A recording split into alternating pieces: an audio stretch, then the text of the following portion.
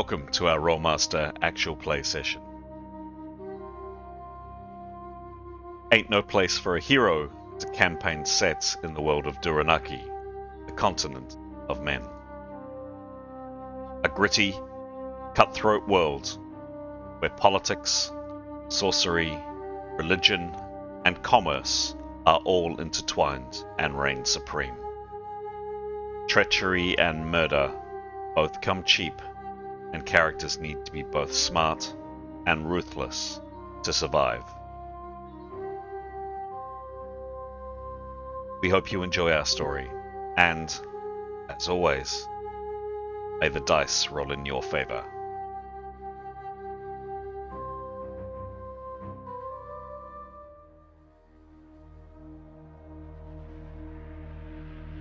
This is episode 124 of Ain't No Place for a Hero. The party have decided to turn their attention back to Tarak Nev and the secrets it may hold.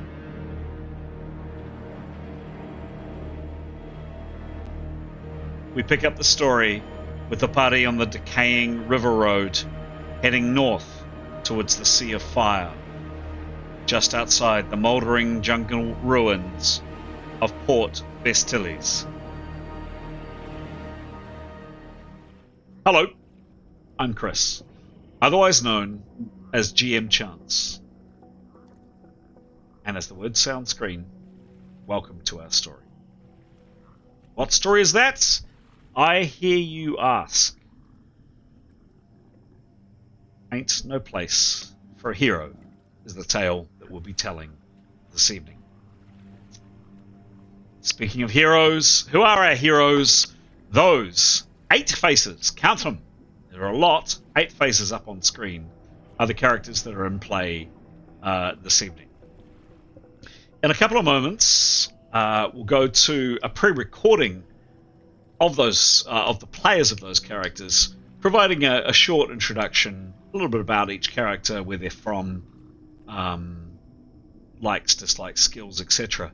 And then after that, after the pre-recording, we'll go live to each one of the players going through and answering a character development question about one of their characters, to just provide a bit more depth and a bit more insight into each of the characters on screen. Before I do so, my habitual, this is the time for the part of the show where we say a massive thank you to the people that follow us, that subscribe, that provide encouragement, thoughts, etc. This is our hobby. This is something that we do for fun, and we really do appreciate the people that have taken an interest in our stories and our supporters, I guess. Speaking of supporters, naming 3 recent subscribers: Ariel, Eritro, Mr. R. I quite like that. Mr. R. I don't know if some kind of pirate relation or something there. And then lastly, Michael Halleman. Those are 3 people that have recently clicked that button, that one right down there, down below on your screen as you're watching this, and have subscribed to our channel. And I guess that's what I'd say to you if you haven't done that. We would really appreciate it. You subscribing or even just liking this video does really help both this channel grow and also for other people who enjoy these stories to find this content. So our thanks to those that have subscribed and who support and provide enthusiasm, and our encouragements to those who have not yet subscribed to spend a second or so to click that button down below. Thanks very much. Okay, we are now going to go to the pre-recording, and the pre-recording actually starts off introducing the character at the top left, at least the left of the screen that I'm looking at, which is Demos. Demos was played by our friends Mason. Mason has actually departed the group, but Demos has been very ably picked up by Aiden, and the GM just simply hasn't found time yet to get around to changing the video over. So we will indeed kick off with Mason tonight, introducing Demos. Mason, go for it. Kia ora, I'm Mason, and for this episode I'm playing Demos. He's a very attractive, very hunky, very buff mixed man. Really great with his spear and shield, and he can whip out some swords if he needs to. He's not the most intelligent person, but he makes up for it with a lot of kindness, a lot of gentleness, except for when he's fighting. And he's been with the party for a little while, has thoroughly enjoyed his time with them, is very much looking forward to saving the world. And on the side, he is looking and hoping to find his long-lost sister that was kidnapped a long, long time ago. Hi, I'm Pete, and in this episode I'll be playing Leif. Leif is a half-elf warrior mage, which means he uses weapons as well as magic. He's a friendly fellow, very empathetic, and a really kind member of the party. Kia ora, I'm Alex, and for this episode I'm playing Keros. Keros is a young North woman. She's a weather mage, a pretty powerful weather mage with some very cool spells. She's quite sweet and kind, a bit emotionally labile, but wears a heart on her sleeve and a strong moral compass. She also has a companion, a cat called Victory, who's a very important member of the party, and Victory was rescued, there's Victory, a wee while ago from impending doom. Hi, my name's Giles, and for this episode I'm playing Tarquin. So Tarquin is a young, ridiculously good-looking half-elf. During his early life and adolescence, he's been well-trained in the gentle arts of thievery, charming others using his remarkably good looks, and of course, violence. He is in his own way a religious man, and he's out looking for some understanding as to what's happened to his homelands. Hi, I'm Graham. I play Nyathanel Sherakir. She is a Magent, which is a mix of stealthy skills, fighting skills, and magic skills, mentalism, magic of the mind. She is a complex character, something of a religious fundamentalist who believes in assassination as a sacred endeavour. She keeps that well hidden, however. She is, however, a dab hand with a short sword and uses her magic and sneaky ability to good use in sneaking up on her adversaries. Hi, I'm Aidan and I'm playing Grey. Grey is a very handsome half-elf who doesn't really believe in wearing shirts. He's constantly just displaying his body all the time, which, you know, he's got it, so he's flaunting it. He's got a bit of a tragic backstory.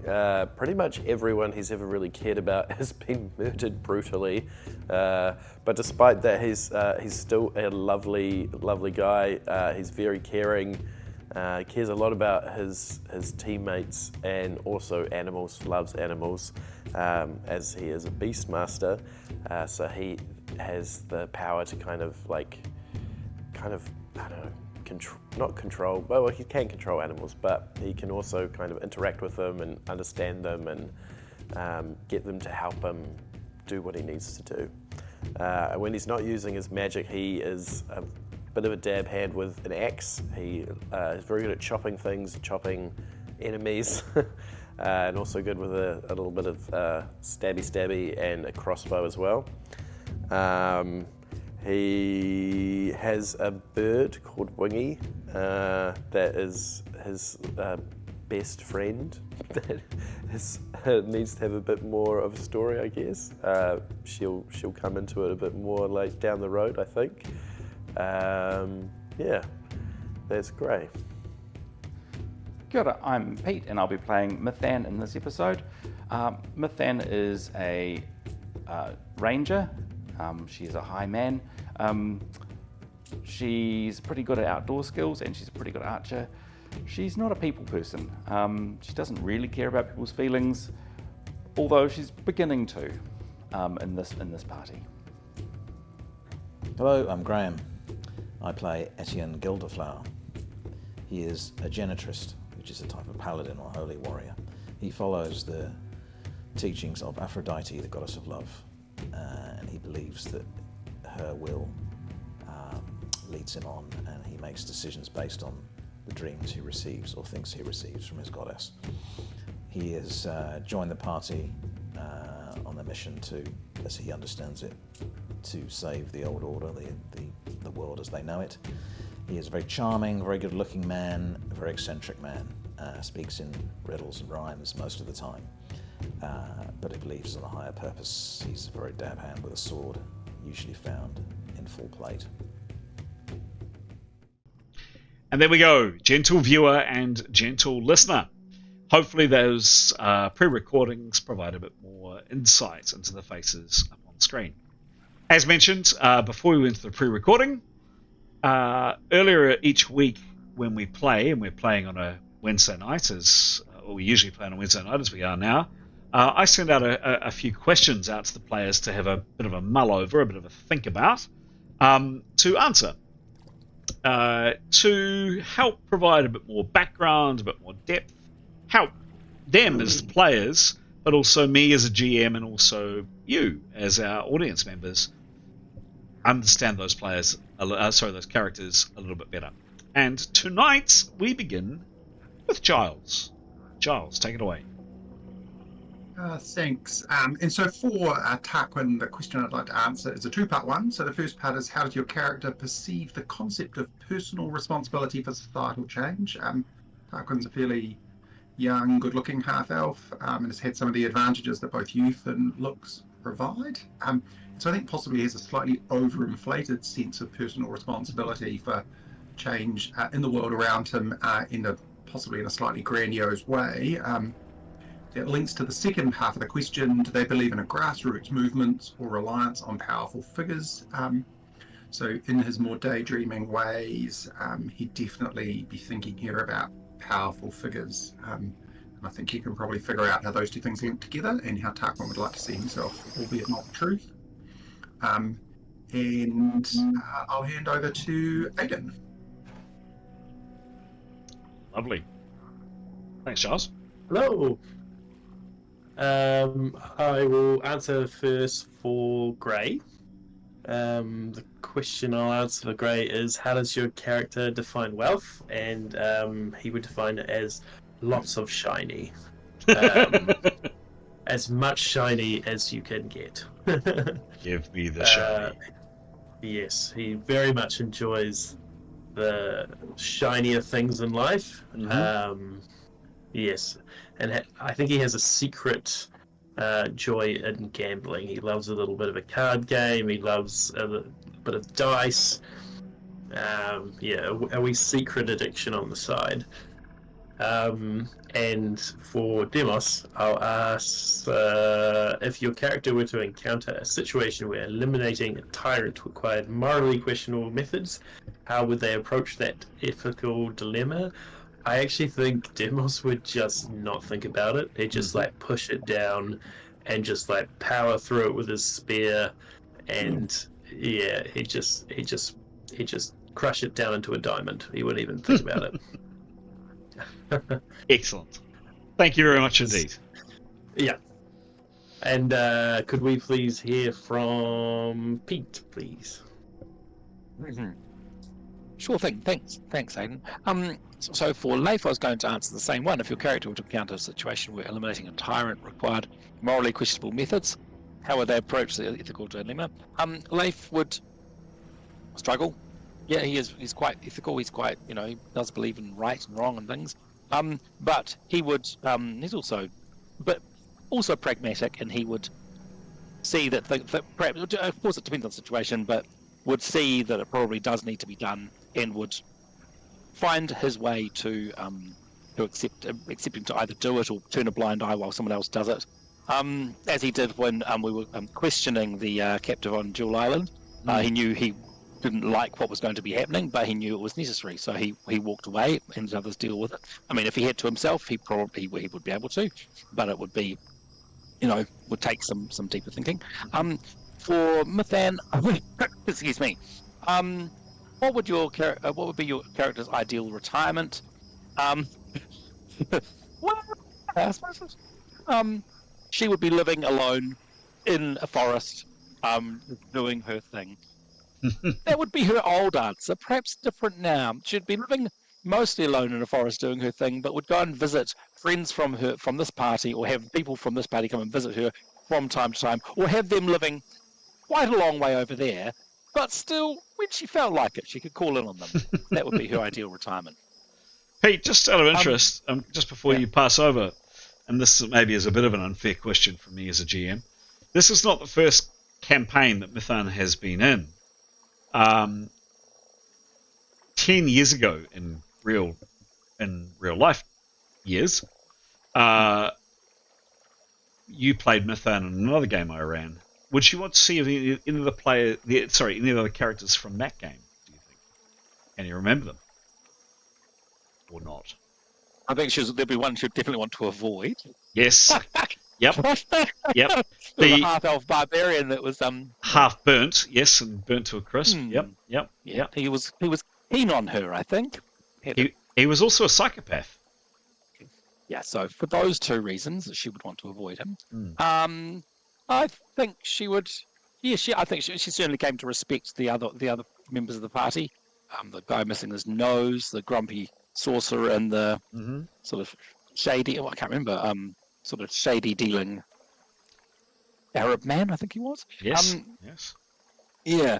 Yes, she would want to reassociate with them. She went through trauma with them.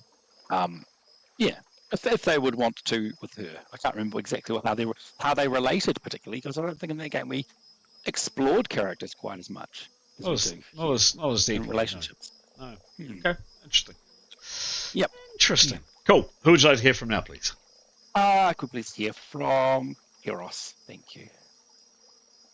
Sure, kia ora, thanks, Pete. Silvioross is going to answer the question, what would your character's ideal retirement be? And there's probably some parallels with Silvioross's owner with a burning lotto ticket to check. And I think now, and they're all such good questions, and I love when we get such good questions where it's like, oh, which one am I going to answer? I think now the line's been drawn for her in before and after, like before death and after death. Given what she's gone through. So I think now she definitely wants to be somewhere in nature, probably in a cabin in the woods, wherever Victory would be the happiest, because she would have worked out how to have Victory live forever by this point. She would be with her rescue animal. Victory. She may potentially be going out and hunting down animal abusers and doing away with them and then taking their animals. I love that purr. Makes my heart hurt. You may not know this about her. She is somewhat religious, so she would be perhaps more openly exploring that with nature and the old gods. She would like a partner. Like, time is short, life's short. Like, let's just get on with it. It is what it is. Let's say it, call it. Not be bashful. So she'd definitely like a love match. And I think she'd just be practicing her magic. Lighting the campfire with a firebolt when she learns that spell list. And so all party members can travel and come and stay and look at the rescue goats and the rescue elephants and the rescue giraffes and just live a very sort of natural existence. And hopefully she won't need a winning lotto ticket to achieve that. Excellent. One interesting thing, though, in terms of love interest, I mean, when she first met Etienne, she really liked Etienne. She also really liked Tarquin as well. And now she's met Grey. So I don't know. There's a bit of choice there. Is there? Yeah, I think initially I'm really swayed by looks and charm and, you know, a bit dazzled as a young, inexperienced Oh, and Demos as well. Demos. But I think now has really recognised qualities in people, and not to say that those other characters don't have great qualities, but, you know, sort of what she's looking for. And I just see a pooch has come on screen. I love that. Great timing.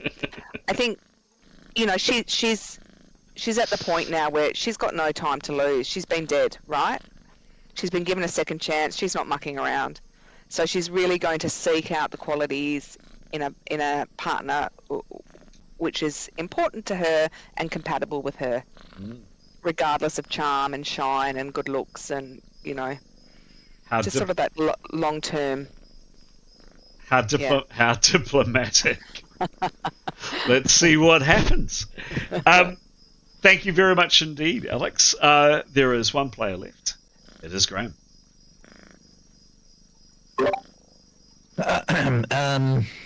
Hello. So, which event from your adventures has puzzled your characters the most? Well, a trip to the in-between was... Who's this for? Both? Neathanol first, I think. Yep. That was weird. Not really sure what prompted it. I guess beginning to understand, draw some parallels between what we found over there and what we may be walking into over here.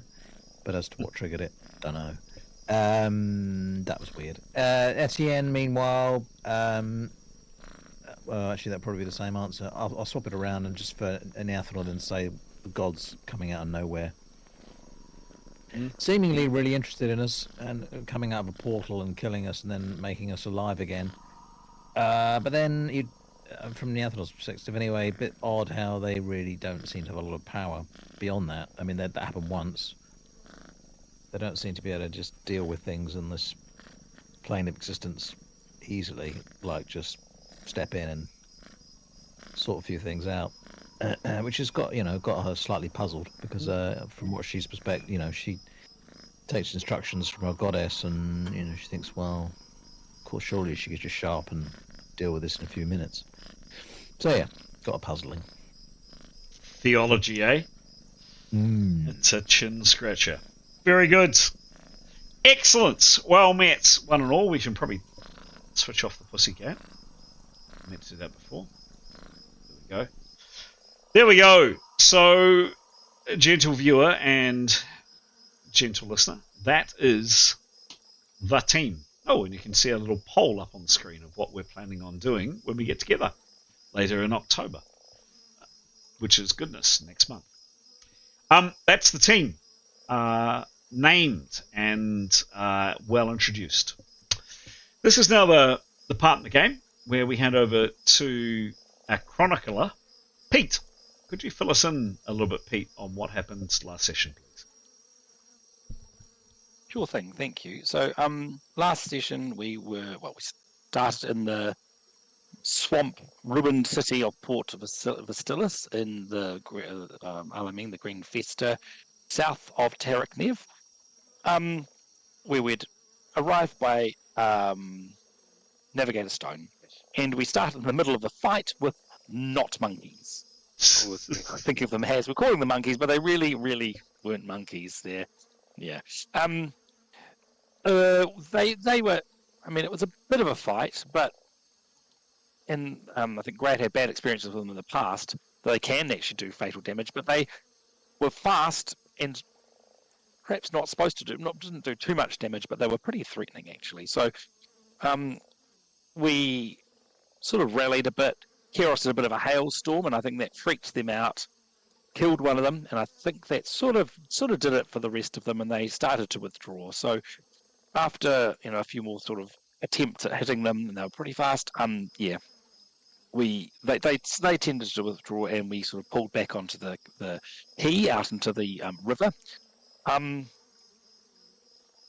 During that time, I think also Demos had rushed up to help our guides because they'd gone further down the quay and were being attacked by something that we didn't know. And ended up being a crabopus, I think it was called. These sorts of tentacled, nasty head sort of latching on things that crawl out of the water and wait, sort of watch you from the water and want to come and get you when you're least expecting it. So Demos helped our guides with that, which was fantastic. It seemed to have all worked out, basically. I think he must have attacked one of the crabopus and it dropped off and they sort of scattered as well. So the fight was over, which was good. No one fatally injured. A bit of healing ensued. A few hits, a few sort of relief from the poison of those things. We sort of gathered ourselves and went to check on what the boat, because we were initially down here to check on a boat we'd spotted from further up on the bank. Turned out the boat wasn't viable. It had a whole half side of it missing. So we moved on. We moved on and found the river road, which exited the port and going north. And our guides sort of reiterated the river road. There's some nice images of it there. Was sort of the main. If we got lost, if we got distracted, we always come back to here. It's sort of that'll be the thing that would save us, because it gives us our direction. You go north and it takes you to the Sea of Fire and Taraknir. Go south, it's to Port Vestilis, and sort of would find out where we were from there. So we travelled along the river road and came to this at some point came to this arch. It did get quite mucky around the area. Yes, this arch here, which was interesting for the older members of the hero party, because we'd seen it in visions before, and so nice to sort of see it. Well, nice. Reassuring? No, that's not the word. Sort of, what's the word? Felt like fate, really, to be seeing it in real life. And yes, there's the flickering of this white-haired woman, which we'd seen in front of this, in our visions of this. So flickering between reality and our vision, I suppose. And I think then we had a whole sequence of visions that we'd had in the past, but some of them were a bit different and a lot were more intense, and some of us saw different amounts of them. I think, Chris, you're going to take over to describe those from now, if it's all right, please. Sure. So as mentioned, there are 7 visions more than 7. There are a number of visions that the hero party have been seeing now for some months. It started far up in the north at the very beginning of the campaign, and often these visions would come at the same time, and the very first one was this. And this horrendous bird would be seen all around the characters. And then this bird would turn and look at you in its cold, dead eyes. And some hideous sounds are heard. These sounds, in fact. Will be in a second. Right,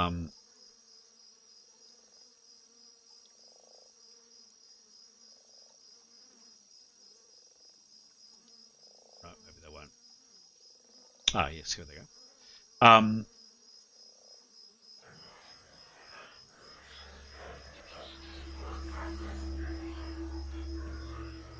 So these very unusual sounds were heard. The sounds of the spectacularly beautiful, painfully beautiful abyss above, and the horrors of the fiery depths down below. And as well as hearing these sounds, then suddenly this bird, see on the screen, would turn and look directly at you and then fly right into you. The second vision, which has also proved to be true, is this dagger, which was found and is in Keiros's possession currently. The visions that you would see and that you saw previously and also saw in the last game, was that it emanates power.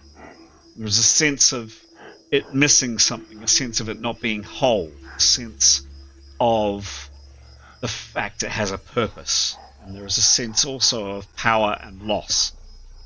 Again, this dagger was discovered by the old members of the party, and when I say the old members of the party, I'm referring to Leif, Nithan, Neathanal, and Keros at the stage. And Keros has this object in her possession. The next vision that these older characters would see was as follows. This. A ruined city, a rotten city, in the middle of the steaming jungle, a bad place, a hideous place, a sense of both humidity, terror, and rot.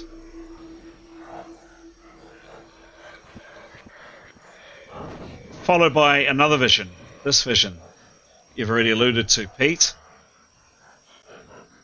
The arch and the woman. It's also part of the ruined, rotten city in the middle of the steaming jungle. Some dark, foul god is on the arch. The same arch are the words. And at the time when the characters saw these words, they didn't know what it meant. But you do now. They read Tarek Nev. A young woman with white hair stares at the arch, and indeed that is the arch that you're standing right in front of right now. Further on,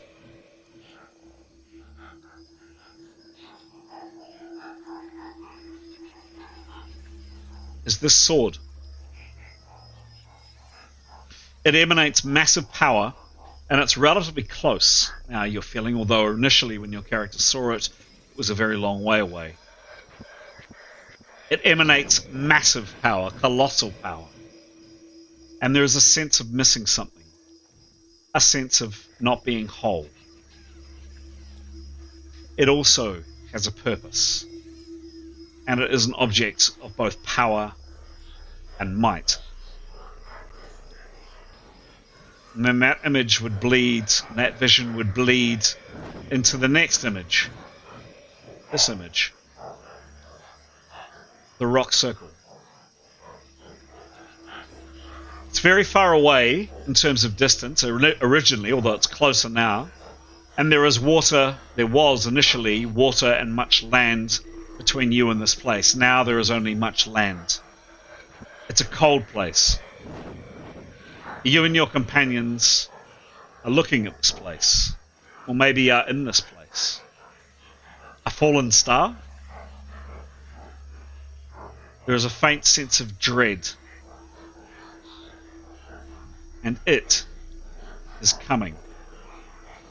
Rock walls and cold. And then that image bleeds into this image.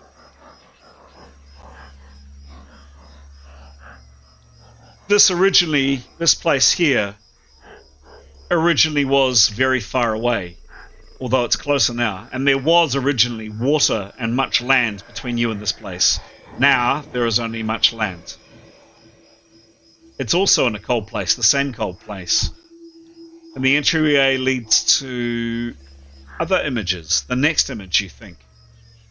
You and your companions are looking at this place. In fact, you're here. And you have a strong sense of dread.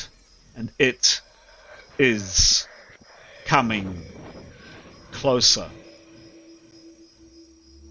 A stone tower, cold, and some fear, a lot of fear. And then it bleeds into the next image. The stone staircase. Again, originally this was very far away when you first saw it. Much less further now, but there is still land between you and this place. It is also in the cold place.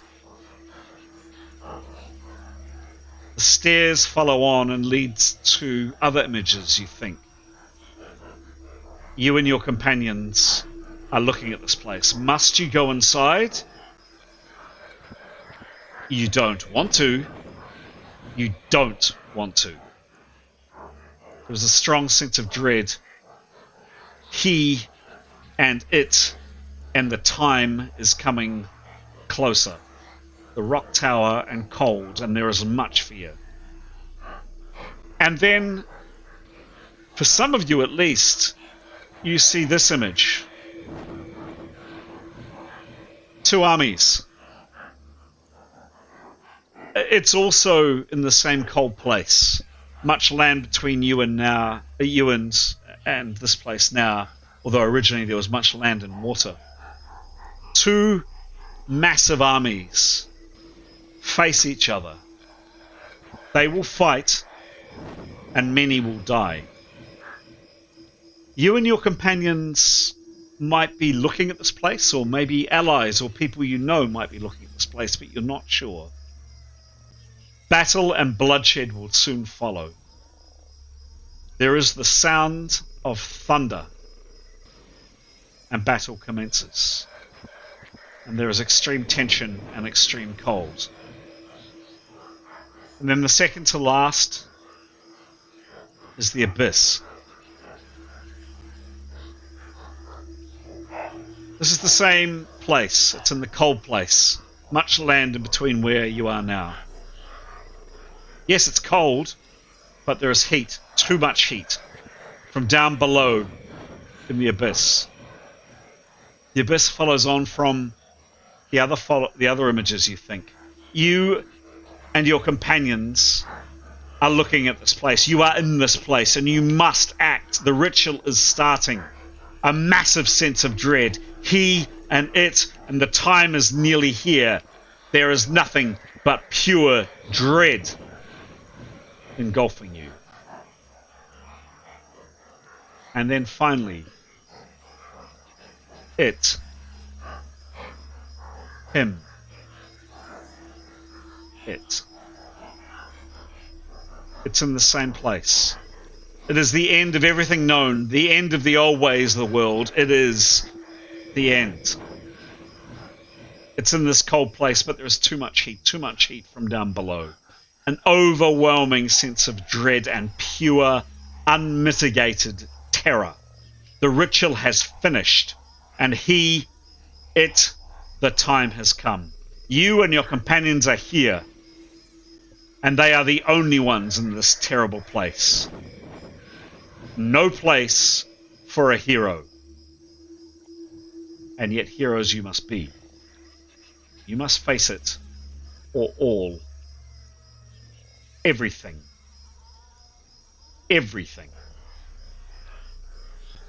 will perish.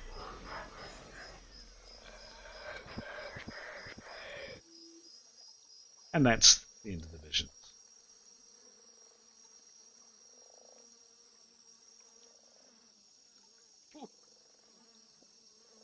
Excuse me. You right, Pete?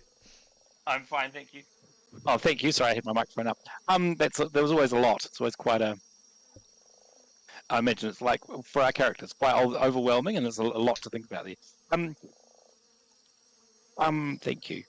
So after those visions, I think that's when most of the older members of the party saw up to and sort of woke from their visions. But Leif had rolled particularly badly, basically.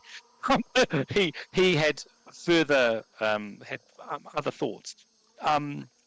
Were you going to show images of this, Chris, or am I just going to explain? Oh, yep, you are cool. So he knew he was back at the archway, and he knew he had sensations of it being. He knew it was reality, and it was awful. And off to the side, out of his sight, he saw these portals appear that we'd seen in the past. This sort of ring door, these fiery portals, the rectangle, the orb, and he, as they had done on the road in the north when we were attacked by divine or hellish beings, two sort of factions, really. sort of but angels and demons on the same side trying to kill us, and angels and demons on the other side that came to save us. I suppose it was the old and the new. I think the old gods and the new gods, the old supporters and the ones that wanted change.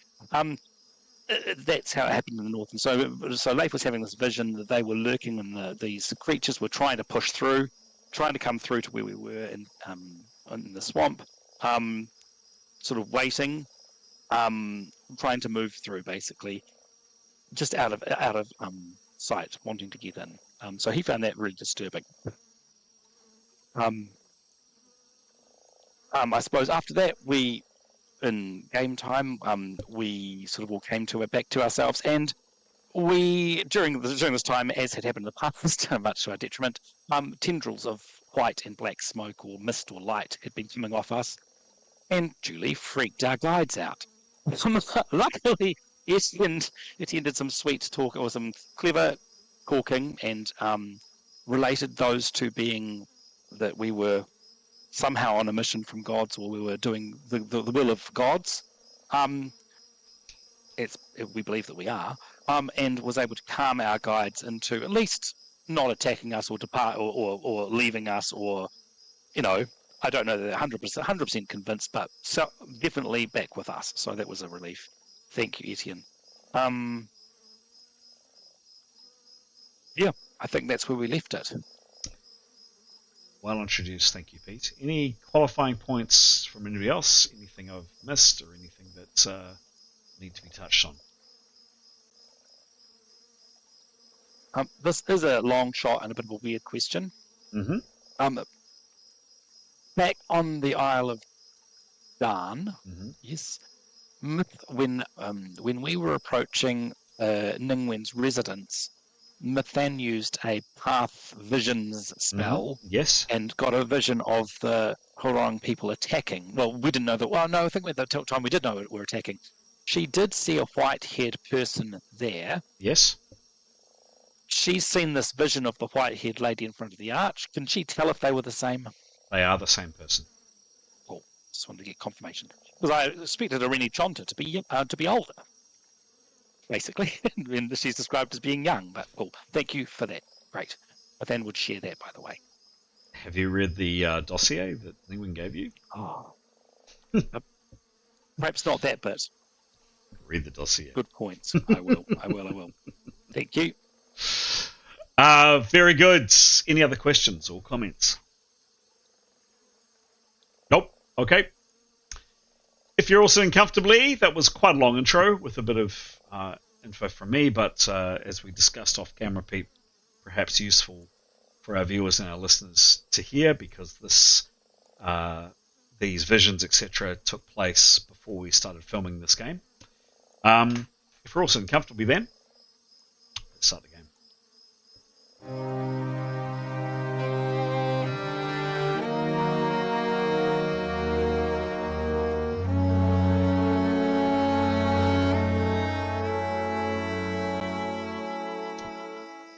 So where we begin is probably mid to probably late morning on the day that you arrive.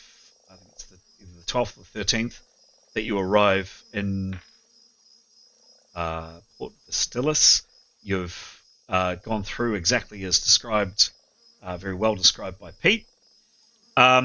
Your characters are standing in front of this arch. These weird tendrils have come around you. Etienne has basically saved the day with a very well-timed speech. Surrounding you is the foulness of the Alamang and the swamp all around you. Your guides are looking at you somewhat quizzically, although their hands have come off their sword hilts, and they're looking a little bit more calm, but that was a pretty frightening thing for anybody to see. And Tarquin, for your benefit as well, this was probably you may or may not have heard this from your companions, but this is certainly the first time you saw this. What do you do or say, guys?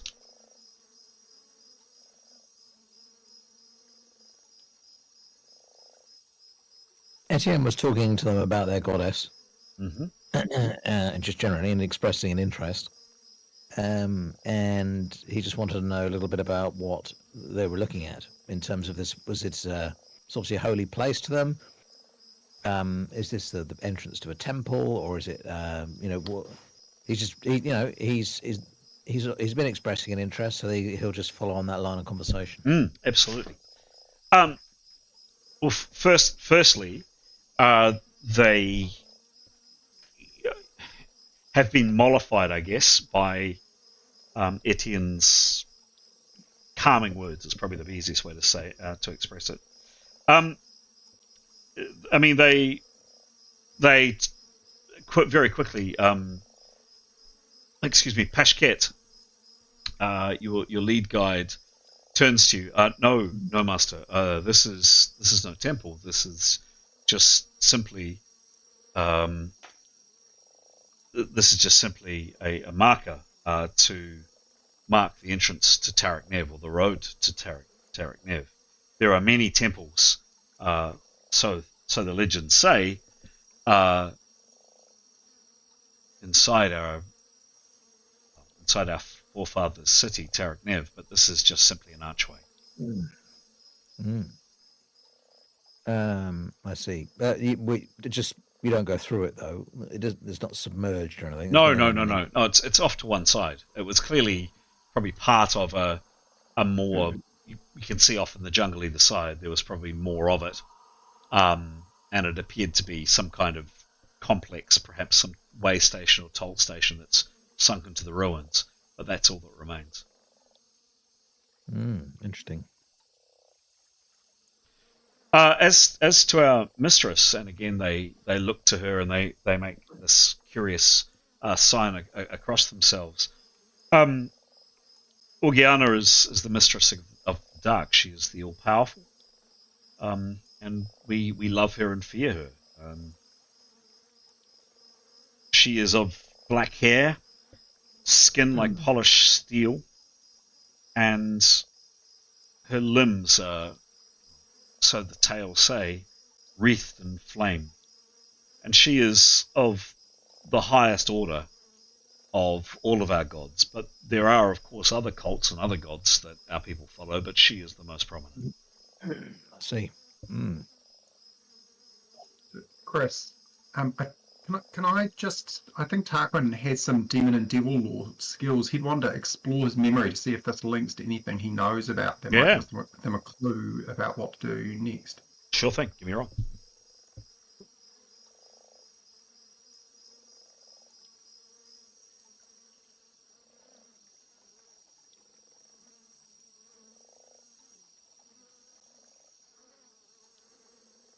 What was the roll? Oh, my apologies. 61, and the skill is 28. Thank you. It is masked, of course. 61. Sorry, and you said the skill was? 28. 28. Putting some notes into your channel. Going into the Tarquin channel.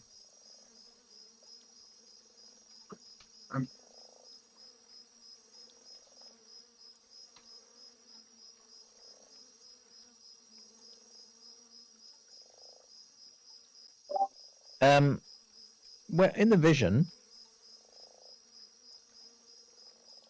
the woman was just standing there. Was she in the water, or she's standing where we are? Sure. I'll show you. Just finishing it off to you, Tarquin, and no one else. Just making sure this is... Yep, cool. Going into channel now, Tarquin. What you saw was as follows. So that, to that, to that, to that. Do you think we should check it out, people, or just leave alone? Yeah, so sorry, I guess whilst Etienne is sort of not distracting, but talking with the guides, I think this is the conversation our characters would have to sort of, whilst he sort of calms them more, I suppose we would share the visions and talk about things amongst other characters. Is that what you're meaning, Graham? But yeah, yeah, Leif's opinion is, it's, I reckon, a vision just to mark that she was here and this is where we need to be. Fairly a powerful image, and it's a fairly, wonder which side that goddess is on.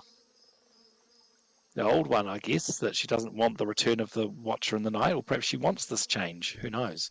But why not go a bit closer and investigate if it's appropriate with our guides? I reckon. Sure. Well, I mean, Etienne will ask,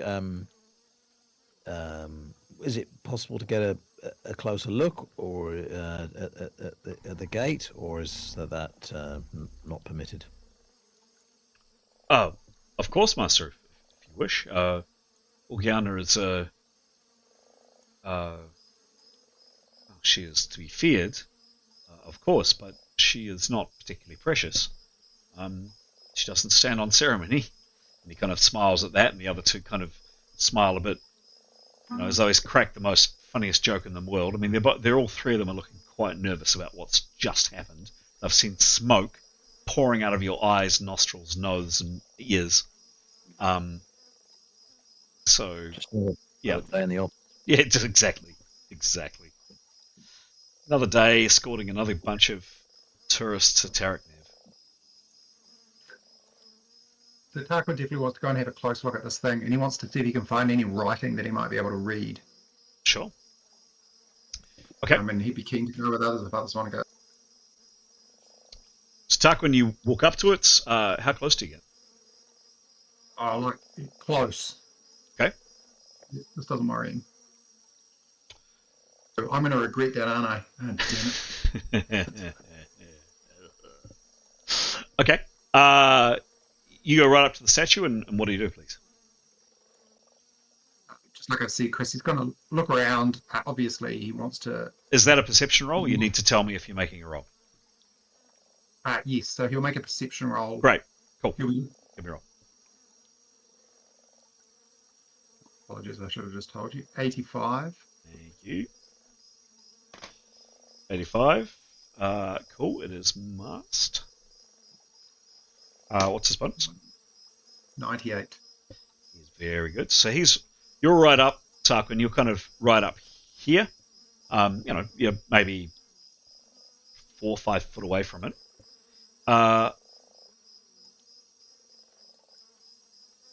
Some stuff. I'm just going to change my view. So I may have some sneaky GM things to write.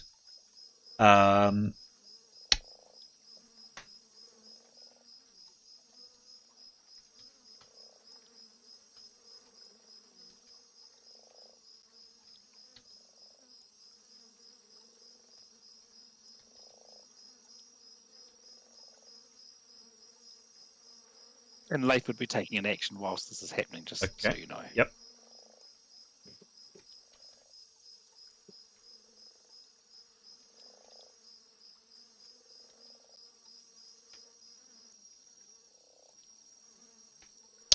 Okay. What's Leif doing? Leif would be, we would have been sort of comparing notes on what our visions, but Leif is really concerned about the final part that only he saw, and he would have ascertained that. Apparently, there's portals that are trying to open, have opened, or trying very hard to open around us in the jungle. Are we about to be attacked by stuff? Can we investigate that cautiously? Can we be prepared?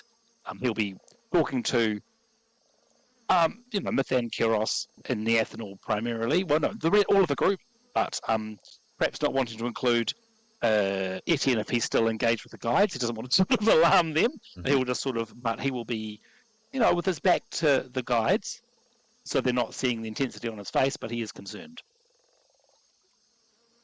And if Tarquin's gone off to the statue, then perhaps that's another, he won't be sort of shouting out to him either. Sorry, Tarquin, but yeah, he will want to catch people's attention and communicate how, not alarmed, but how much he thinks we should be checking that out, basically.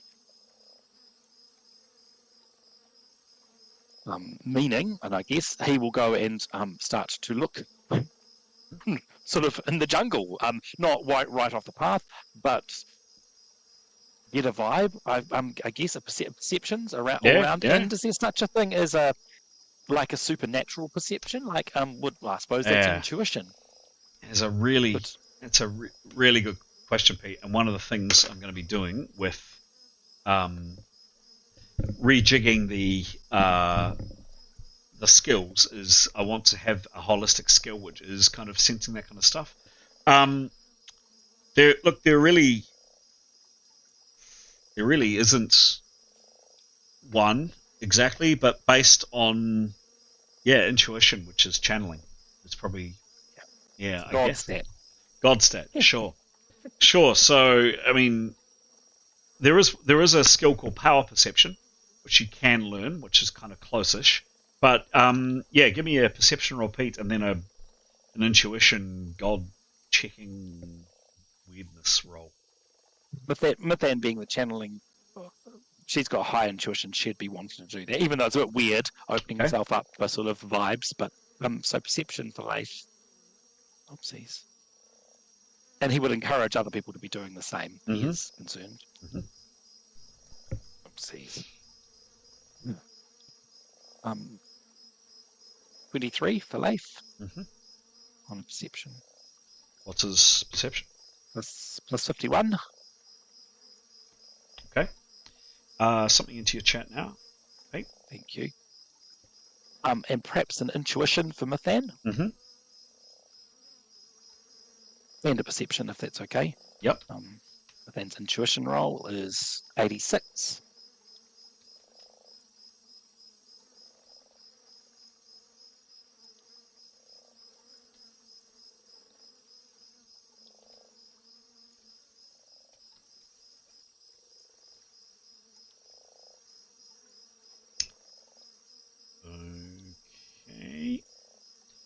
Okay.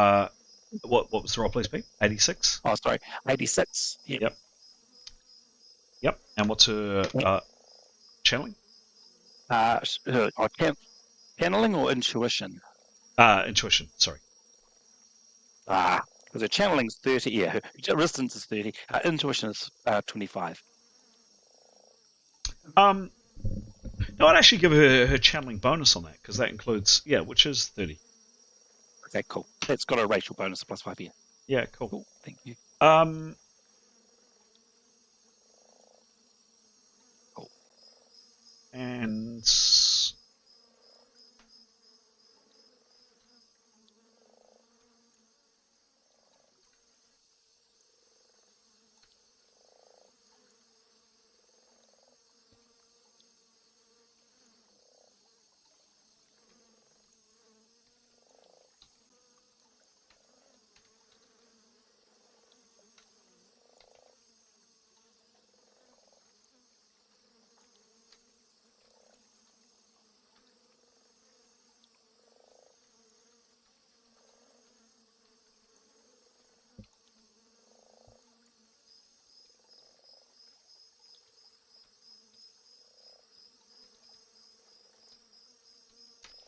GM's just going to quickly.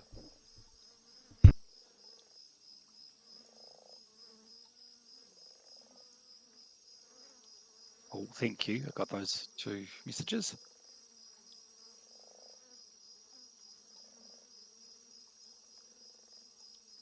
Where did he say he was going? I missed that. I missed that too. I'll be back in a sec. Have a Drink, I think. Drink of water. Oh, true.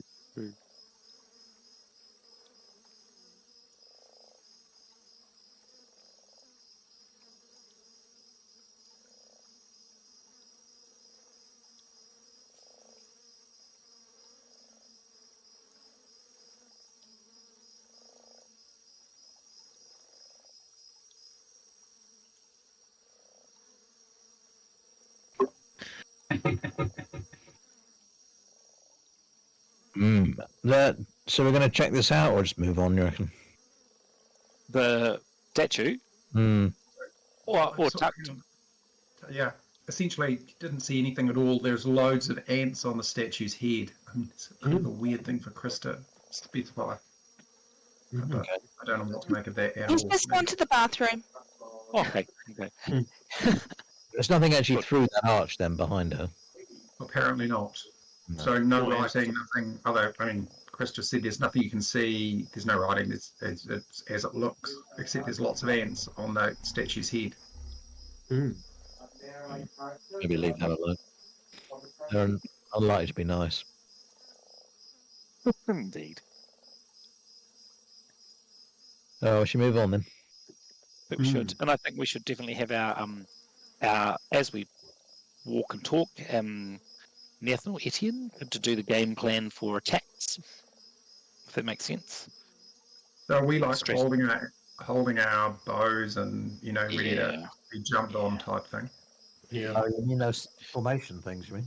That's what I was meaning. Or if we have, at least say we have a strategy, we will have discussed strategies for particular attack scenarios. Okay.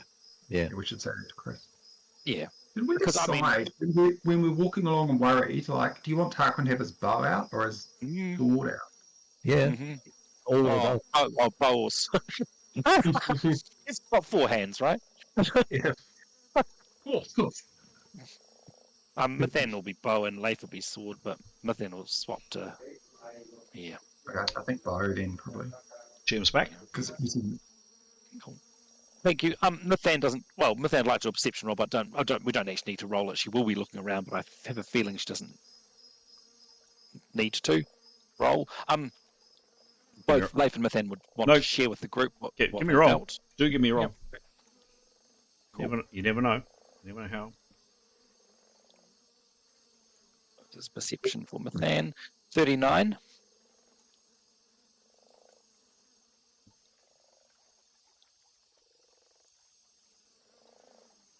And what's her perception? 83. Yep. Not quite. No, she doesn't get it. So she would share with the group, again with the quieter group, that she, felt that something was there, but it is fading, and thinks that we should move on, and and Leif would share the same thing. Right. Let's move Just on. once we've sort of rallied, happy to move on. Pulled us into it. Run What's away. Victory doing? Victory is a fluff ball. Victory's fur is up on end, and she's not happy. Whatever just appeared, whatever experiences that you had, you think that your lovely young cat might have had the same, and Victory is terrified, utterly terrified. Oh no, let's go. I pick up my pussycat. Okay. What does Tarquin do? He's up by the statue. He gets so he'll come back to the group, tell them that what he saw, which is that there are ants on the statue's head. He'll take his bow out and sort of hold it so he's ready to fire. He's not going to walk along with an arrow on the string, I don't think. But and he'll also suggest they nudge off. Okay. Any other actions I should be aware of? Can I ask on the to that point, is it practical to walk along with an arrow on the string? Because Mathan would like to.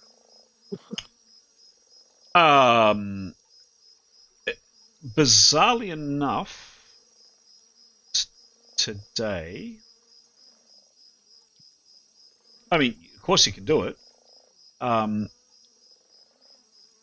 but eventually you do knacker your bow.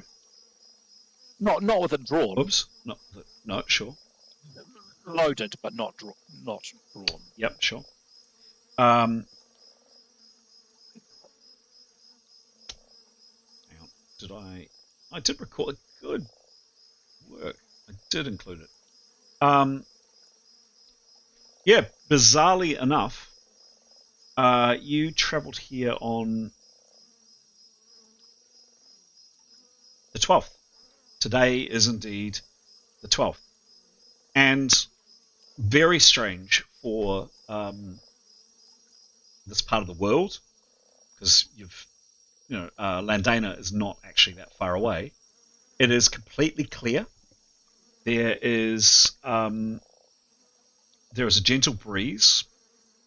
It's hot, of course. It's 32 degrees and sticky and sweaty and filthy. But bizarrely enough, it's not raining, and there is a relatively clear sky. So in terms of your question, can you walk with an arrow on your string? What was that in relation to, Pete? Was that in relation to water getting on the arrow string and making it wet? Was that the question?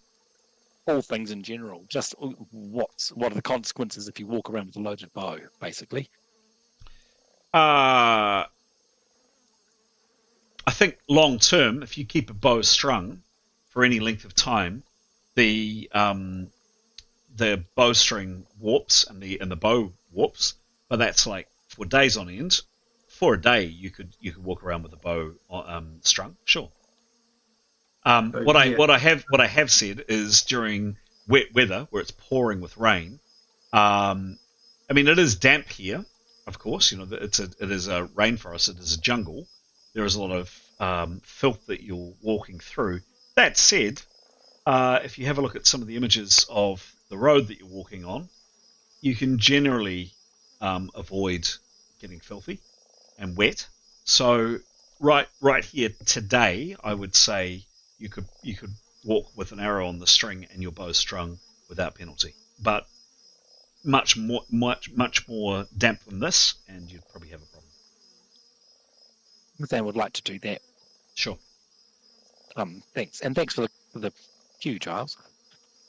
So I guess Tarquin's a follower, not a leader. I think he'd see Mithan do it and do the same. Cool. And basically, he wants to get ready to be jumped in case someone jumps on him, right? Cool. Gray would also do that with his crossbow as well. Okay. Cool. Any other actions I should be aware of from any other characters? Nope. So you reconverge, is that a word? Reconvene after this very strange incident at this statue, at this gatepost, at this archway, whatever it is. And your guide's looking a bit hesitant, but absolutely, Etienne, that was a really good roll when needed. As I know I'm stressing it a bit, but it really actually was. They continued leading as they did. They are still looking. They're probably a bit less friendly than they were. Certainly, Pashket had been maybe a little bit slightly more formal, I guess, see himself as the leader of the group. But Silsey had been quite jolly before and clearly liked to joke and all the rest. But Silsey is definitely a little bit more reserved and a bit more distant. And if he kind of smiles at you, it's more like a bit of a grimace, and he's looking a bit nervous. Speaking of nervous, Tahoe, the reluctant carpenter that is along to repair, hopefully, the boat that you might find down the river, he is clearly very perturbed by what he's just seen and actively avoids walking along beside you. He and Silsey walk together. You continue down this ruined, would have been quite grand and probably in its time, and not especially well made, but moderately well made road, and you tense that experience. Firstly, with the creatures down at the docks of Port Vestilis, and then this incident at the archway has put you all on edge. We've got 3 characters walking along with loaded bows, other characters potentially with weapons out. You know, you're nervous, and your guides are also quite twitchy, and kind of every tree that cracks or bough that breaks, you're kind of turning and switching. For the next half an hour or so, not a lot happens, and you turn after a bit of time. The jungle turns down towards the river again, and the sounds of the water increase. And as you walk along for the remainder of that afternoon, I'd like one very lucky person, please, to just simply roll a dice. As you're I'm all feeling lucky. as you're Oh, all sorry. as you're all scouting, and I should have said, Pashket pulls you up at a certain point. You'll stop for a swig of water and something, particularly water, but something to eat as well. And he reminds you, please, can everybody be looking out for some means of transport to take us, but particularly you, further downriver. And can someone lucky give me a roll, please? I'll roll. Cool. What's the roll? Oh. It is 88. 2 fat ladies. Ah. We had bingo today. How many undead have you just summoned? Oh, no, don't. So actually, it turns out it is Keros that spots it. She's, as you're walking along the banks of the river, you've all seen kind of boats or bits of boat, and then suddenly you see Keros. You're sure it's a boat, and you point it out to everyone, and there's quite a lot of excitement, and people rush up to have a closer look, and then all of you basically lean a bit closer and peer out into the slime.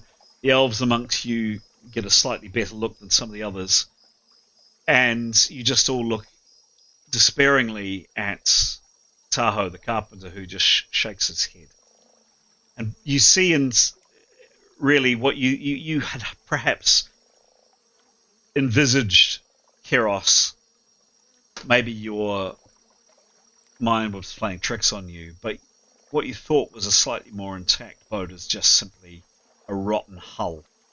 So the hull of a boat, now soft and rotting, lies partially submerged in the river beyond repair. You'd actually thought it was a bit higher up on a bank or something.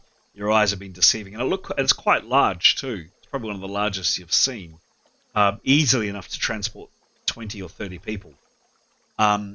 Unfortunately, it's beyond repair, and Tahoe just shakes his head. And you continue on walking. Anything else, folks? Okay. A couple of dice rolls from the GM.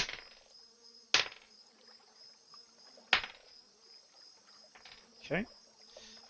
Can I please ask for a perception roll from firstly Mython and then Tarquin? And I have the party order, don't I? Somewhere. Oh, did we write it down last time? We did write it down, I think. Tarquin rolled 96, Chris. Oh. Please tell me it's unmasked. What do you think? Cool. If I rolled 4, it would have been unmasked. And, okay, and plus 98, cool. And then Mython?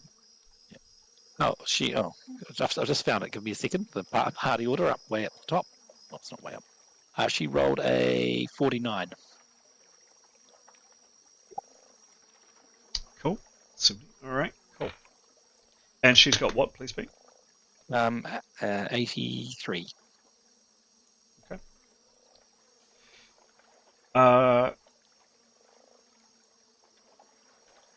Okay. Tarquin, something in your chat in a second.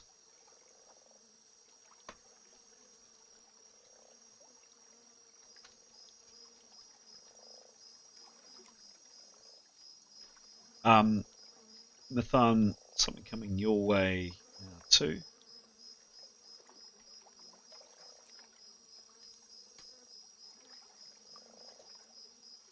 Party order I found was 2 abreast, and it's in the main game chat. So that's still current.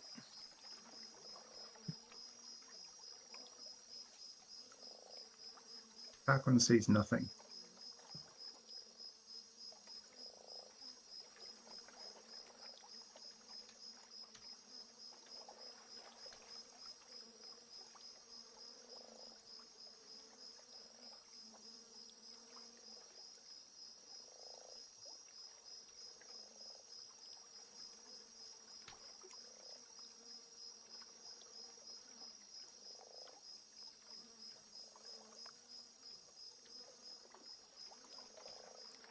Then sees 3 little dots rotating. And GM chances typing. No.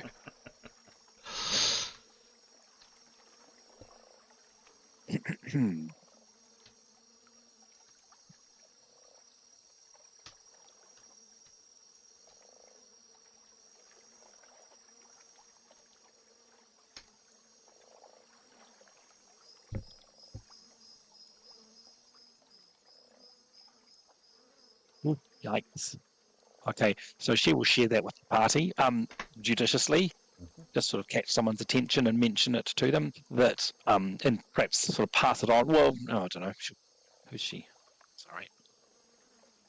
It's around her. Yeah, turn back and talk to Etienne and Demos a little bit under her breathish sort of thing, and just say she thinks she saw a doorway. Sorry, I'll just find the message again. Yeah, yeah, a wreathed and flamed doorway, and then it was gone. So, like the portals that we were Leif had described. She think it might have been her imagination, but sort of corroborating with Leif that things are trying to push through. Divine and hellish friends are trying to push through. Right. Which is what we need. Threat of undead and threat of of divine beings. Yeah, I would like to start praying. Sure. And I think Etienne probably will too, actually. Sure. What kills undead things? Etienne.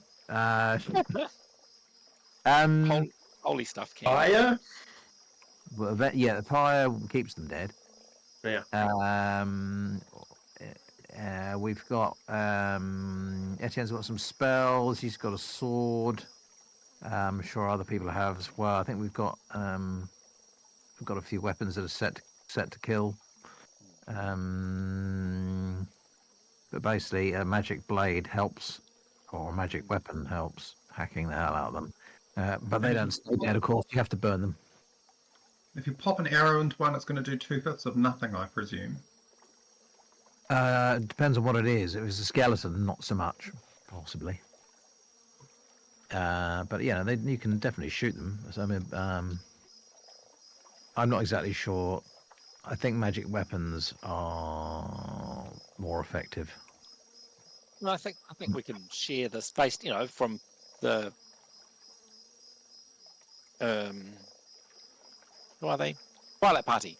We've heard their stories. They are harder to kill, i.e., in game terms, crit effects have less effect. I don't think they get stunned. I don't think they.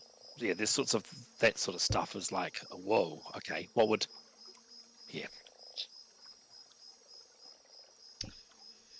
And are we carrying fire torches? We're not, are we? Well, I don't think we want really to draw attention to ourselves any more than we are. Yeah. It's not cold, so I think we will need to light fire when we, have to deal with something like that. But yeah, but kill them first and then burn them. I don't think that they're particularly afraid of fire. I don't know. Maybe that's something to look into. You continue on. Etienne and Neathanol are muttering various prayers. under your breath. Etienne, your heart feels lighter for some reason. You don't know why, because this is not a particularly jolly place, but who knows? Maybe your mistress has heard you in this foul, godforsaken, awful green hellhole. Oh, I think he would assume definitely she did. Absolutely. Yeah, of course she did. You continue on, and you stay reasonably close to the river for the remainder of the day. And the shadows are beginning to lengthen. And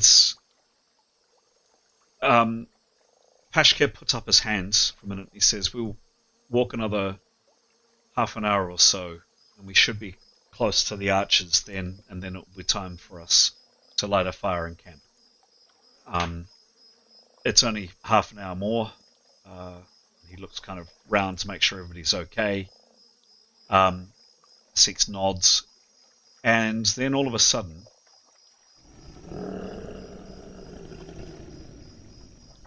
sure, it's nothing. He freezes and just motions everybody to duck down. Everybody does. Do it. He just whispers, "Gold cat." Some way off. Hopefully it hasn't got our scent.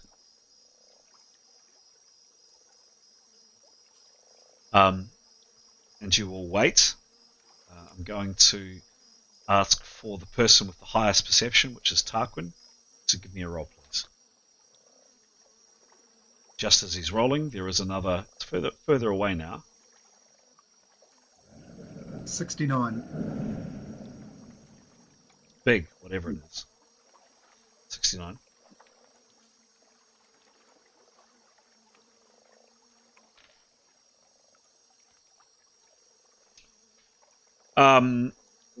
Yeah, Tarquin, you think it's further away. What you just heard was correct, but it sounds big and angry and hungry. Yes, I'll be telling people there's big, angry, hungry in front of us. Yeah. Gray, you've actually seen a ghoul cat before.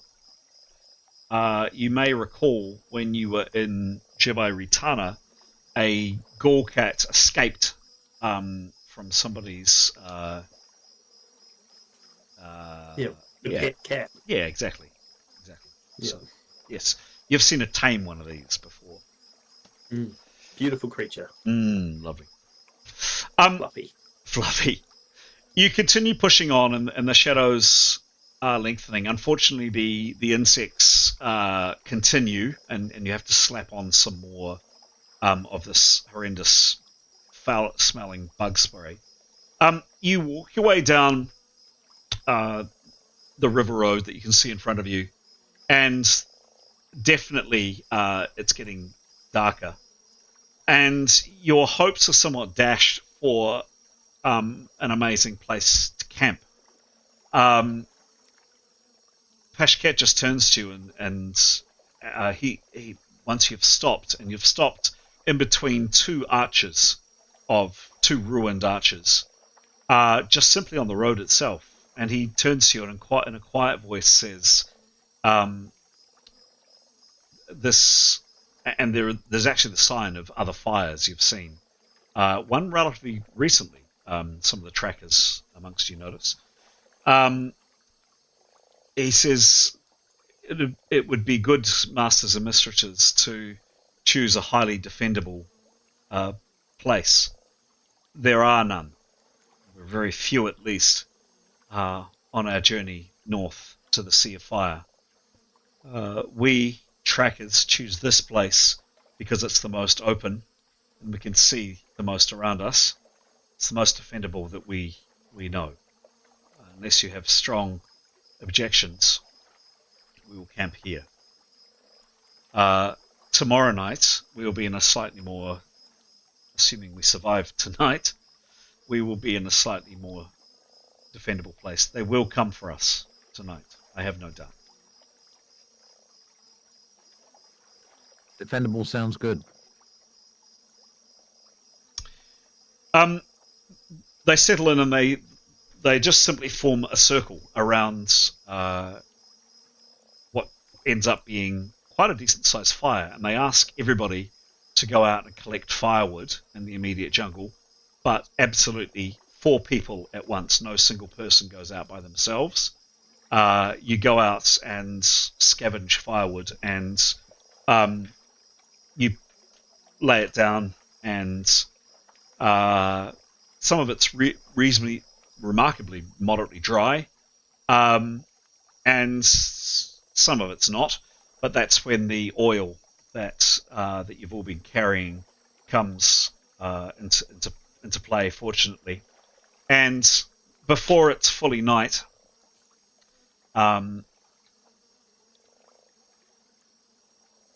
Silsi is down on his hands and knees with kindling, etc., and with the wood and the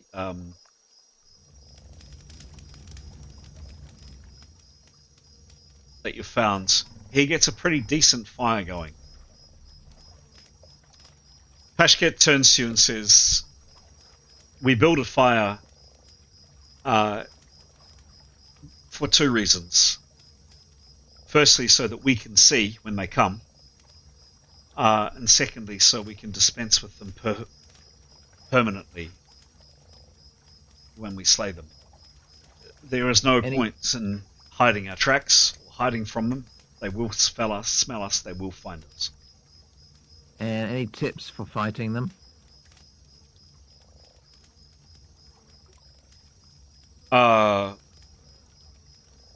Enchanted weapons work only on some. Others, they can be felled by other weapons. Enchantment seems to work on all. Just be brave. Their vistage is terrifying, and I have seen even brave and doughty warriors turn tail and flee. You need to stand firm and stay strong. Dispense with our packs, and I suggest at least, and they will come early, we turn with our weapons and face looking outward. They will be here soon. And I'd like now to go around preparations from start off with Leif. Anything that Leif's doing? He'll put his pack where he is advised to put his pack. Mm-hmm. Sorry, by that, therein meaning we shouldn't try and sleep first. We're expecting No. him to attack before we sleep. Yes. Yeah, cool. Okay, so he will be happy to be directed to about where he needs to be for defensive purposes. He will be standing with a sword and shield. I'll show you the map, and you can actually. That's better. I'll show you the map, and you can tell me.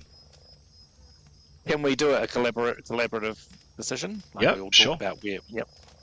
It's got time to do that, and we'll take and take their advice as well, our guide's advice. Sure. Here's the river. You can see the river. Oh, gotcha. Yep. It's moving. It's moving very, very slowly. Sort of merges with the rest of the water. Yep. Here is the river road. Actually, I might switch the volume off. I had that on for a reason, but we'll come to that later on.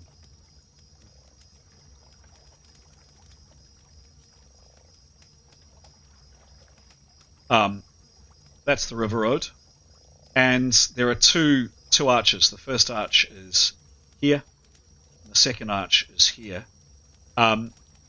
Campfire is there, as you can see.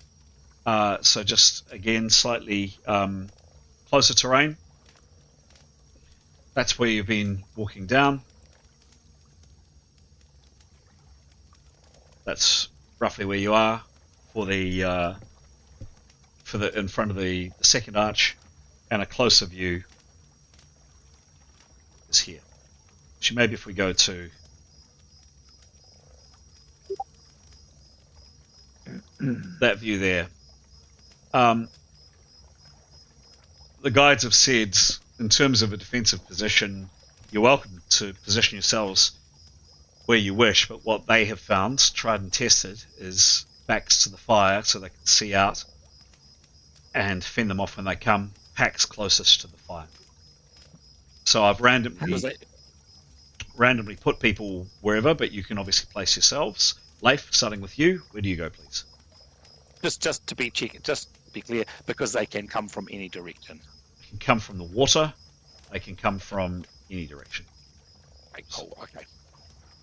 So we can't, and we just sort of respond as needed. Whereabouts, Slave? He's fine there. Yep, unless someone else has a better opinion of where he needs to be, say on your turn, he's happy to move, but yep, he'll be there. Cool. And since we're on you, Pete, Nathan? Nathan will be, where is she? Yep, she'll be where she is. She will have her, what's the visibility? What, asking them, or just judging for herself without fire? Would she get off a shot with an arrow? She might.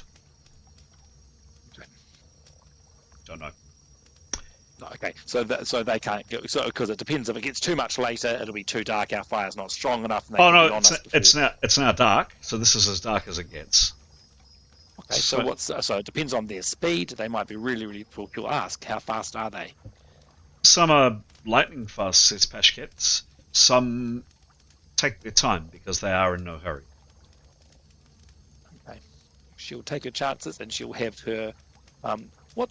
Sorry, I should have actually thought about this. What's the best way for her to switch between bow and arrow and sword and shield? So she would have her bow and arrow ready. Would she have the sword dug into the ground to just pick it up, and the shield slung on her wrist, on her bow arm wrist, with the target shield? Is that possible? No, not the sword. Yes, so you could take that down to say 10% action to draw rather than 20. The shield, no. You can't fire a bow with a shield on your arm, even a target shield. Cool. Yep. So, where is it? Picking something up from the ground. It's 30% if she hung her shield on the top of her sword. Bit of a dumb, No, she's picking up from the ground. Yep. Okay, cool. She will do. So that's sort of the optimal thing she can do. Yep. So 10% to grab a sword, and then 30% to pick up a shield. Yep, cool. And she fires a bow for 50%. She can just do that and be ready. Yes. Yep. That's what she will do for her prep. Thank you. Great. Moving down my list, Keros. I had put you here, but there's no reason that you have to be there. She can stay there. She will have her composite bow ready, but ready to drop, and I believe that's 0% to drop a weapon. Yes. And snap cast. Okay. And she's thinking about shock bolts. Okay, sure. Currently. Cool. Yeah. Cool. Sounds good. Excellent. Niathanol, who is, again, I just randomly put her here, but you can put her wherever you wish. Yeah, that's fine. I think staying in a circle is a good idea. You might mention to Karios that once she's fired her bow, she might want to retreat into the circle, enable her to cast spells without being attacked. Perhaps we could shuffle up if that were the case. That might be a good idea because we need you sort of casting spells, probably.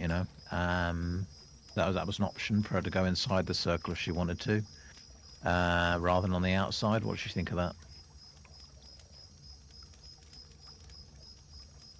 Keros would acknowledge that she's heard that. Yep, all good. Niathanol will have a sword out, and she will. In terms, because they're expecting attack, can she start preparing?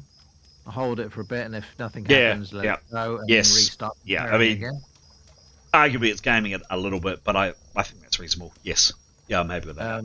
Yep. So I think she'd probably do that. Yep. Not much else to do at the moment. And so I think that's That's all she can probably do. Yeah. Cool. Etienne, I put here, but again, changes. Yeah, it's fine. He'll do the same. Certainly got some spells he'd like to cast, and I'll have his sword out ready, and obviously shield up and all the rest of it. Cool. Done. Moving down my list is Demos. Again, I just randomly put him there, but tell me otherwise. I think he's happy. He'd be happy there. He would definitely want to have his spear at the ready. He'd want to have his pack where they've suggested put the pack, and he'd be happy to facing outwards. And he'd want to have his shield at the go as well. Cool. Yeah, he'd just be kind of percepting as much as he can. Sure thing. And Grey. Grey would want to be as close to Kyros as he can, so that he can jump in front of any arrows if he has to. Kyros is here. Silsy's here. Demos is here. Is Demos moving? Demos to move? Yeah, I think he trusts Demos more than he trusts Silky to look after Kyros, so he'd probably ask Silky to kind of budge over. Okay. Swap places? Yeah. Okay. Get out of there, Silky. Done. Yep. And yeah, Grey would he would put his pack where he needs to put it. He would he'd give Wingy some bugs or something, or I guess there's quite a lot of bugs for her to choose from anywhere flying about, or ants on things. Oh yes. So he'd probably just instruct her to kind of like, or just like kind of gesture for her to kind of like maybe fly up high, so that she's not on the ground if anything happens. Okay. He'd want to have his axe at the ready and his shield out as well. Done. And he would want to be percepting and also doing the thing where he prepares, stops preparing, prepares, stops preparing. Okay. Kind of thing. Okay. Yeah. But he's got an axe in his hand and a shield in the other hand. Mm-hmm. Okay. Cool. All right. Lovely. And then lastly, but not leastly, Tarquin. Yeah, same deal. Thanks, Chris. Pack off and away, sword into the ground, so it's 10% action to get it. Bow, strung, arrow out. I don't know in this game if the position you're in makes a difference to how accurately you fire an arrow. Depends on where your enemy is. Depends on where you can see them. Depends on where they are. He'll stand ready, looking out in his little whatever it is. 17 degrees of place he needs to be. Cool. Sorry, GM, for Keros. She's only got one arm, so she can't use an bow and arrow. Good point. I'd No, forgotten that's too. me, sorry. I'd forgotten too. Yes. Can I redo my turn? You're gonna have to, sorry. because she doesn't have an arm. Can she hold her sword ready to drop and then snapcast? Okay, sure. Done. Thank you. All right. Can I just also check the scale, especially for Etienne's spell if he's going to do a Lissy thing? But what's our scale? Yeah, sure. So from here to here is 26 foot. Okay. Have to be Do we within. need to be that? Do we need to be that spaced out? Can we get that close to the fire, or is that dangerous? No, you can get a bit closer. Sure. The go, yeah. Something like that. Just so Etienne says a couple of things really. He says he can do a couple of things if he has time. He can give you all courage, which if you suffer from fear. But people need to be within 10 foot to do that. But he can also give you inspiration that gives you a plus to melee and moving and maneuvering, and that's within 20 feet. So you can do either of those things. If he casts courage, it lasts only one round per level. For argument's sake, I'm going to say that, well, you're basically within 10 foot, close enough to it, 12 foot around the campfire. Can I just double check? Our closeness is not going to interfere with our attack. I mean, we're not hitting each other or anything. Hmm. Because I just think that the 20 foot was huge. Because the figures have got a wide base, sort of thing. I think that's sort of representing the. Yeah, yeah, that's about right there. So we won't. We've got plenty of swinging space on either side of us, but we're not ages away from each other. Okay, thank you. Any other actions I should be aware of? While we wait, Etienne will ramble. Excellent. Saying that he had some ideas broadly about when we're attacked in the open or when we had. And I posted those in the chat. And if anybody at the start of combat wants to call it, we could arrange ourselves in they're in two parts. But he'll suggest those, but then I'll say, have I got the positions right? Do you want to spot people around? And are you interested in this sort of thing? So if an enemy comes from one direction, we could line up in two lines, give some spellcasters some time to cast some spells, or if they're coming from around us, when we've got something to back up against, we could do the second one, or if we've got some cover, we could do the third one, or if they're coming as they are now from all around, that kind of thing. But of course, it doesn't really matter what order we're in there. His only thought was, if anybody's stronger at casting spells than combat, maybe they should go on the inside. That was his point. But that's just throwing it open to the group and wondering if that's a good idea or not.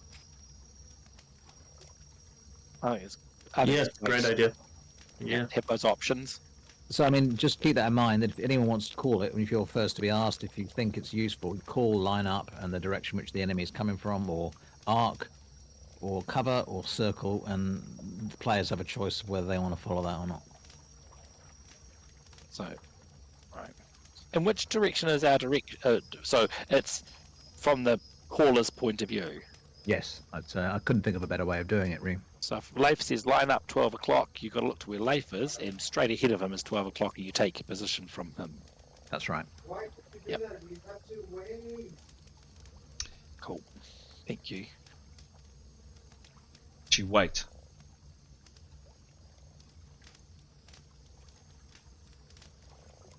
All of a sudden, from out of the gloom, ice cream van? No. Nasties.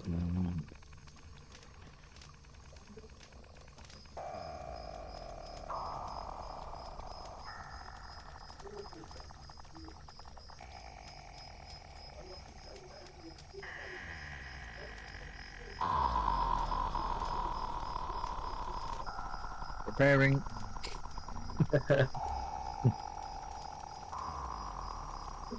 Praying. Yep, all of the above.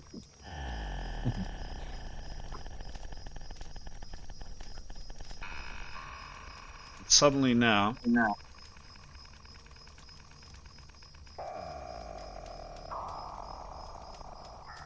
all the insects and all the animals go quiet.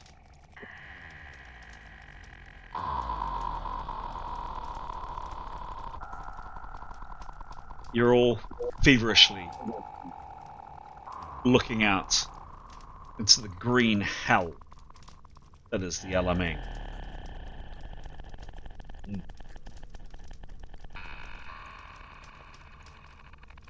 Hearing, watching, waiting.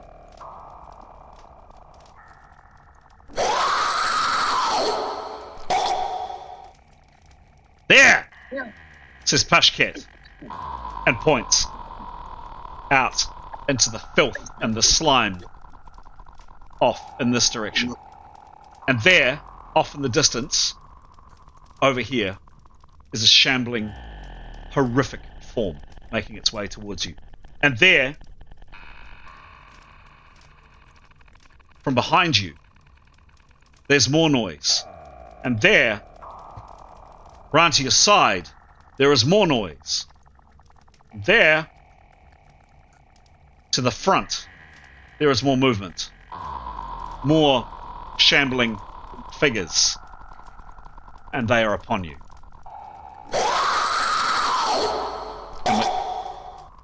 Was that you?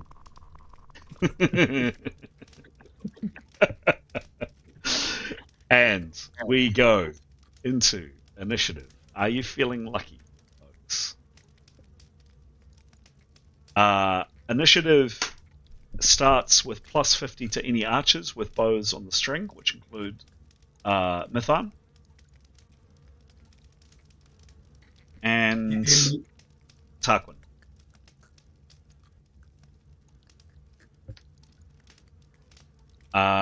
Anybody else? That's it, as far as I know. Cool. We're off, and we'll be asking for perception rolls to find targets, etc. And we're off. The first to act is Tarquin. So obviously, yeah, he's now ready to fire. He's going to look for a target that's within range and send out an arrow at it. Where is he looking, please? Also, this is you can see him nicely there, actually. So he's going to be looking up the road. Mm-hmm. So, and essentially, you know, I think he'll easily, with his elvish vision, be able to see sort of 20 degrees to either side of the road. So he'll be looking directly ahead of him, basically, on either side of this road. Give me a roll, please. And hope for a good one.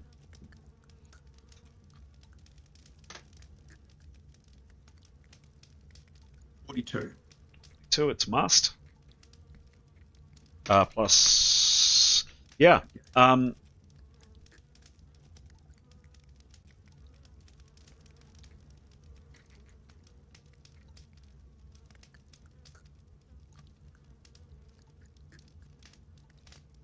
good vision.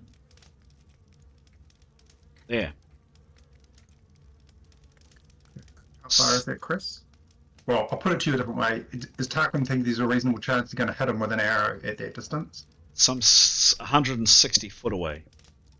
So he should be able to send an arrow into him, right? Try. I guess this is... I'm just going to fire at him. Okay. What do you want from me, sorry? I haven't fired my arrows for a while. Sure. You just need to roll A, and then I need to find my shortbow skill. Here we go. Yep, give me a roll. Nice.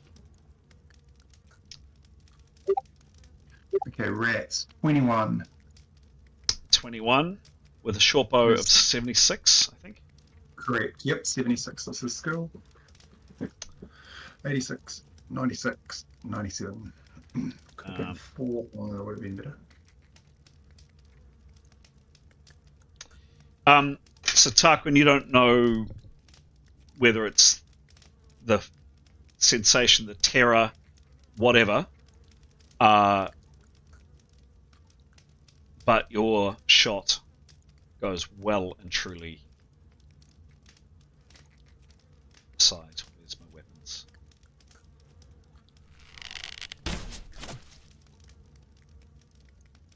It misses. Shot goes sailing off into the dark. That was a perception of... Actually, I didn't ask if it was a 30 or a 10, sorry. So it doesn't matter. So you get that as a win. I'm going to say you've got 40% action left. What do you do with your remaining 40%? He can string his bow again, can't he? Put another arrow on. He can. And to fire next round. Yes, he can do that. If that's so he's going to get ready to fire next round. Cool, done. Next up. Oh, hang on. We need some combat music.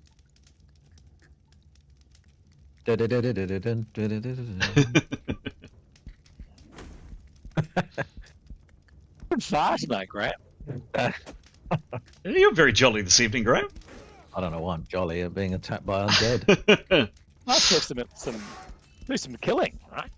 Mithan, you are next. Re-killing. Same as Tarquin, please. Same as Tarquin. So, Mithan, you are boom.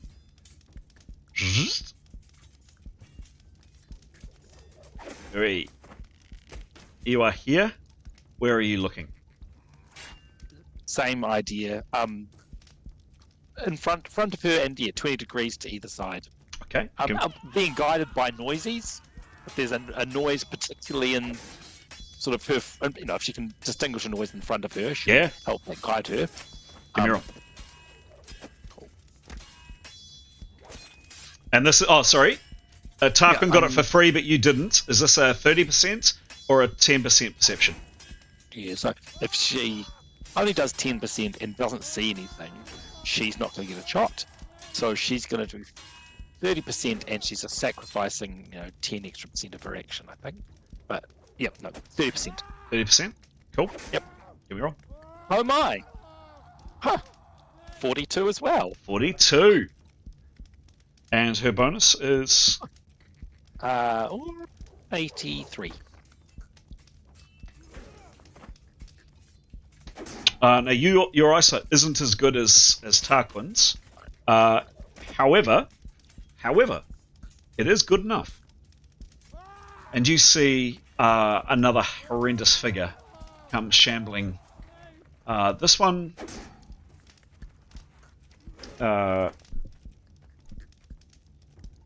this one, not particularly fast, not particularly hasty, but coming in your direction. Some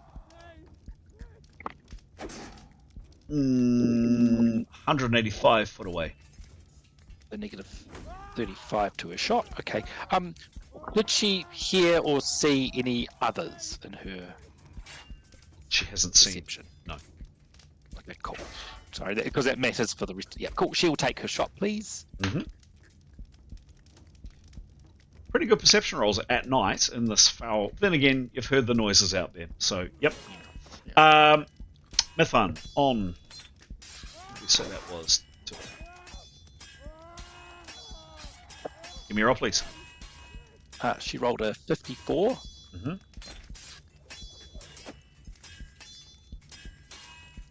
And her longbow is, composite bow is? 113. 113. Cool.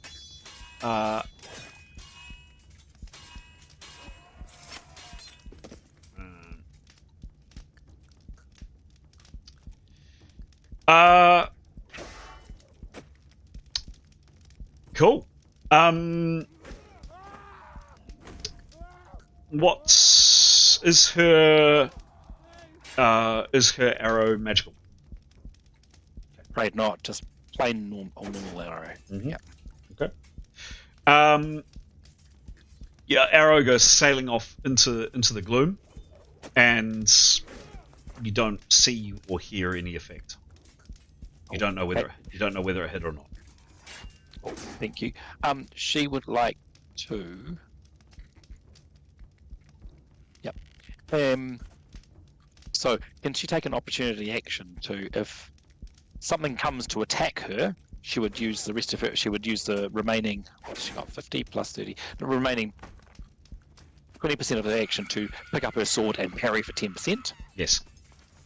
Or if nothing's attacking her, she will use the rest of her action to reload, to begin reloading a bow. Yes. Cool. Thank you. Neathanol, you're next. Where is she in the cycle of preparing? I mean, she was preparing, holding it as long as she could, then start again. I'll give it to you that. I'll give it to all party members that you're fully prepared. What can she see? Casting a spell. What's casting a spell again? Is it 70? 75. 75. All right, I'll do. Can't do a 30 then. I'll do a 10% perception. Okay. And is there a particular direction that she's looking? Wherever she heard noises. Oh, that's all around there. Well, I mean, all right, in her immediate field of vision.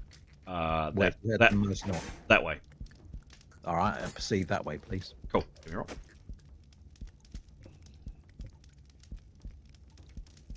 65. Perception is 82.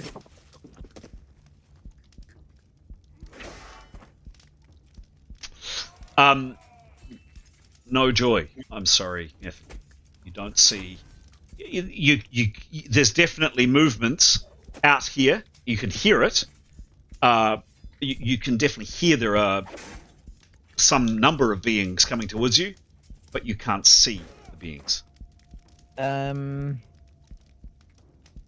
So in those bushes, she thinks. Somewhere between there and there, there's movement. And what is that distance? Sorry, to be particular.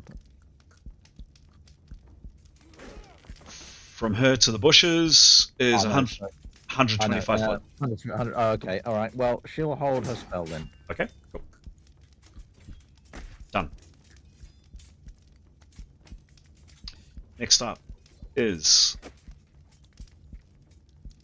Grey Roughwind, who is just seconds. You want to know where he is?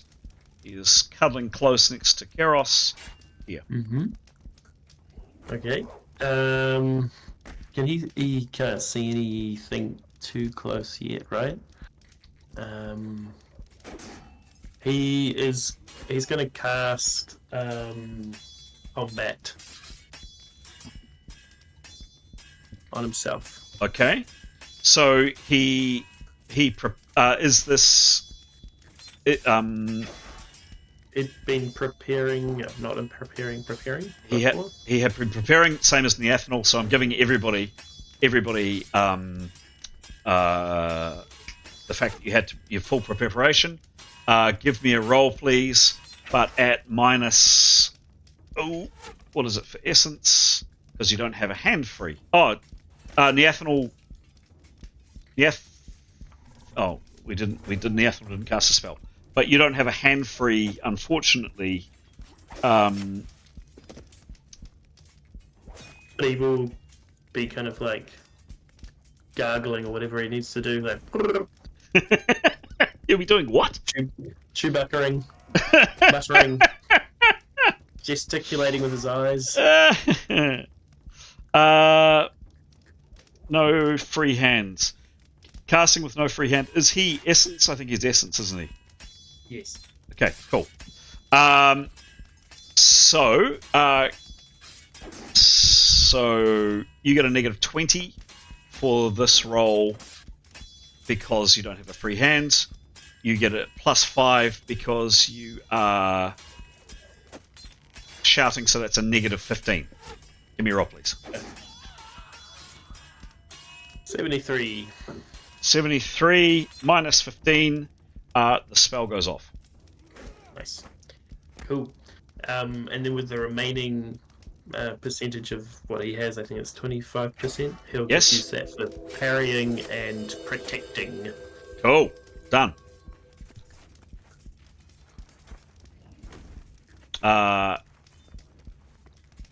Tahoe, the carpenter, makes frightened noises and clutches his he doesn't have a shield, but clutches his falchion. He kind of waves it quite ineffectually in front of him, just doing this. And you hear him kind of praying quite a lot. Next up is Leif. Thanks for the cue, Grey. So Leif will cast Combat 2 as well. Mm-hmm. And sorry, before I was shaking my head. It's instantaneous spell. Just FYI, so it's 10% action, right? 10% action, yes. Yeah. So, and he's got a sword and shield. Can he put his sword into his shield hand, grip it for 10%, well, for 10% changing positions, whilst he casts a spell with a free hand, and then switch it back? Or leans it against his leg, or whatever. He'll just do whatever it is. Yeah. Kind of gaming it. Yep, I'll give you it. Well, it's all taking action from him from his round. He wouldn't, Well, actually, I didn't give that to. Then again, Grey didn't ask for it, but I didn't give it to Grey, so I'm not going to give it to you. Oh, okay. So Leif will I just don't want to. So hang it's on, instantaneous spell. Does he get plus 30% for preparation? Or 30 for No. preparation anyway? No, he doesn't. Okay. Cool. Okay. So then he will. Hang on, is that fair? Let me just think. Is that fair? Grade, you guys call it on me. I made the same ruling on Gray, but then again, Gray didn't comment about putting it into his other hand. Yeah, I didn't ask for it, so I think that's fair. If you ask for it, then you should get it, I guess. Yeah. I think you're actually meant to have a free hand when you cast the spell, and you don't have a free hand. You've got an object in each hand. If you would sacrifice some of your rounds to do that. That's what I was meaning. Leif is happy to do. Okay. I mean, shifting weapon is 10%. Done. Yeah, definitely happy. So 10% to sort of put that into that hand. Definitely happy for that. Sorry. Definitely happy. Definitely happy for that, for sure. Cool. Okay, so he'll cast that, please. Well, lucky he did. 14. 14. Nice. Waving his hand and falling out as well. Yep. Spell successful. Thank you. And so he's got 80% left to act, and he'll do that to parry and attack if needed, as needed. Cool. Thank you. So yes, you can swap, but yes, you use up action when you're doing it. I think that's fair. Next up is 4. Okay. Cool. You hear Silsi mutter something under his breath. He's got his shield and his falchion out. Unlike his companion Tahoe, Silsi is ready for this fight, and his blade is sharp. And he says something under his breath. It's in M.E.R.P, but if you had to guess what it might be, you might suspect it's Bring It On, Scum.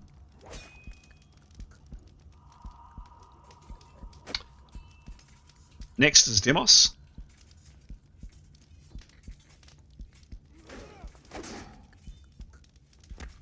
That's me. That is you. Yes, that's you. Sorry.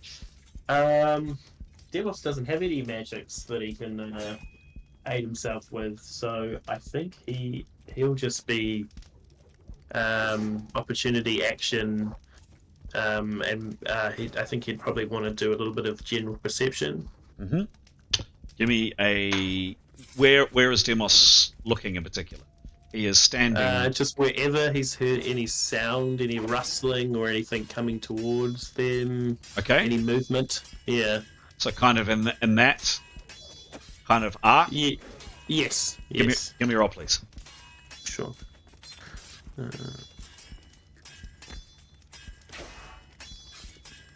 61. And what's his bonus? His bonus is plus 50. It's gone up. Yeah. So look, a bit like Neathanol, looking out here, he's heard. He hasn't actually heard much in the way of movement down here, but he does hear something from down here and from over in the direction of the river, where, in fact, where Pashket pointed. But he doesn't see anybody. Okay. His shield will be up, ready to parry with any remaining stats. Parry and defend. Got it. Etienne. Etienne would like to cast. Go for it. He's fully prepared. So he'll gesticulate, wobble his head. The rest of it. Yep. Oh, brilliant. You got a 1. It's a spell failure. And fabulous. Unfortunately, Etienne only has one hand, so he doesn't have a hand free either, does he? Oh, I see what you mean. Oh, you have to have his sword in his sheath then, yeah. Yeah. So, to...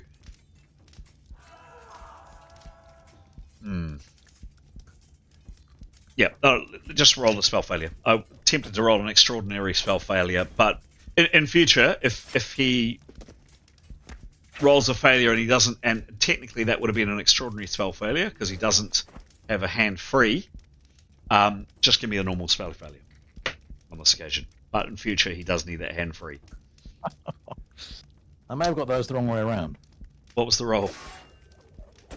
Is that actually right? Hang on a minute. I'm just checking my... Did I just actually type 100, or is that... No, I just typed 100. Sorry. Thinking that was just as unlucky as you could be. Yep. No, I'd actually just typed that. 53. Sorry, 5-3? 53. 5-3. Okay, not so bad. It's not an attacking spell, correct? It's a defensive spell. Is that right? Yep. Okay. Yep. So moderate mental lapse causes caster an ineffectual spell. You don't lose the spell points. So, not bad. Etienne, you're not stunned. You just basically lose a round, but you still keep your precious power points. I'm going to say that's probably it for the remainder of your round, however. Can he say anything? He can say something, sure. He'd just like to let him know, urging people to call out what they're seeing so that everybody else knows. So, like, 2 over there, 3 over there, or whatever. Cool. Okay. Next up is Pashket, does much the same as Silsi. Keros is next. So where is she? Okay, and where can she see through the arch? And she's hearing things. So she's very excited. She would like to drop her sword for 0%. And use her one arm to cast a level 7 spell. Oh, gosh. That's not nice. Light 5. Yep. Which is the same as Light 1, except a radius can be up to 50. So Light 1 is lights a radius of 50 area about the point touched. Oh no, wait. That's not the one I want to cast. No, sorry. I got confused. I haven't done this before. She doesn't want to do that. She wants to do sudden light. Yep. Which causes a 10 radius burst of intense light, and all those inside that radius are stunned. 1 round /5 failure. Okay. So,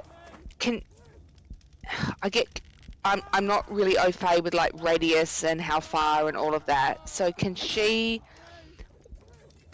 cast that into the direction of what she hears without knowing what she sees? Does that make sense? You're casting a spell without a known target, so probably... Yeah, but with a radius, though. Yep. So probably a perception roll would be needed first to figure out where something might be. Okay, because obviously she can hear the critters. Okay. Confused, but yes, she'll need to roll. So a 10% perception, please. Correct. It's at -20. Give me a roll. Why is it -20? Because it's a snap one. Oh. It's a quick glance. 76? 76, it's masked. Okay, and what's her perception? Perception is... Sorry.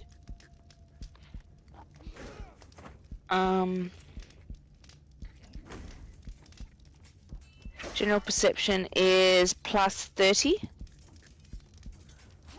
-20. Sorry, Keros. You really don't get exactly where. I mean, it's so much is happening around you. I mean, there's all kinds of horrible noises out there. There's bows firing around you. stuff crackling. You really can't be sure. Somewhere out here, maybe you don't have a target. But if you want to just chuck it, you can chuck it. Yeah, she's going to chuck it out there to the place where she hears the most noise for the radius. Take your pick. It could be anywhere. Where did she hear the most noise, do you think, or is there no exact spot? Anywhere of those arrows. Just in the middle, near the trees. Okay, so there. Further over to the left, like in the middle. Okay. Bit more. Yep, that there. Yeah. Okay, give me a roll, please. Okay. What's the range of the spell?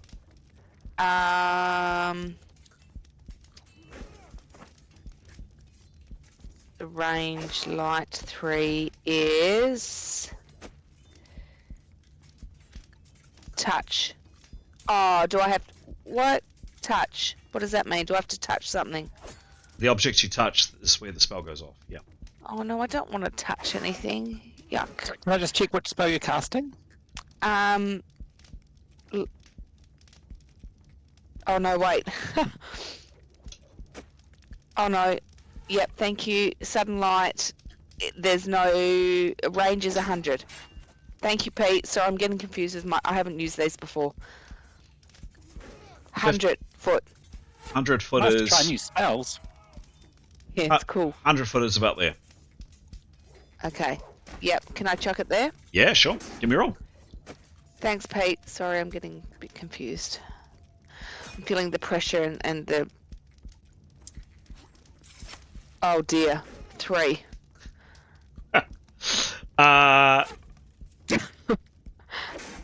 You very fortunately, Keros, you did say you dropped your sword, so you do have your hands free, so you don't get the minus for having no hands. You have an amazing background that you operate at having normally prepared spells, but everybody has prepared spells anyway. So this would only fail on a 1 or a 2. Oh God. So the spell does go off. Amazingly. Utterly amazingly. And there is a blinding, for a second, flash of light.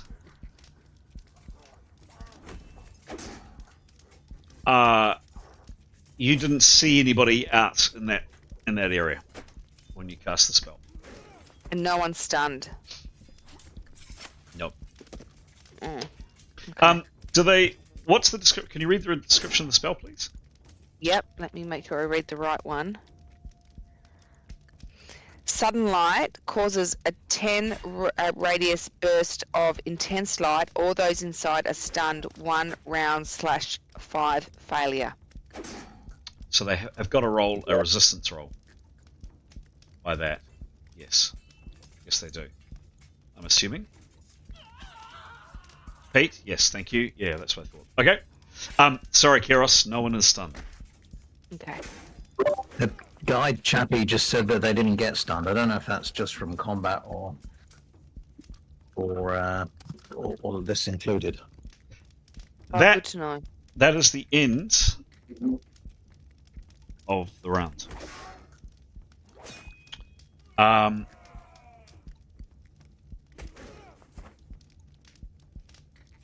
Just about, except that.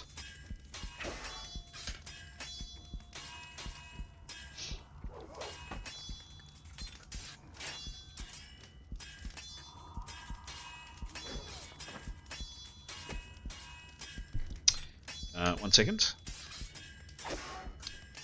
So a couple of movements that you do pick up at the end of this round. Some of them are moving a lot more slowly than you perhaps would have thought.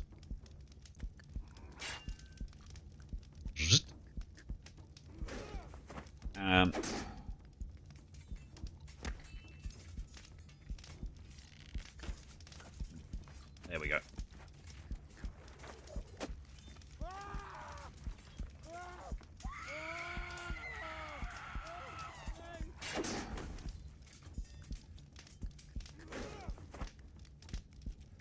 something horrible is coming up here. And definitely within people's vision now.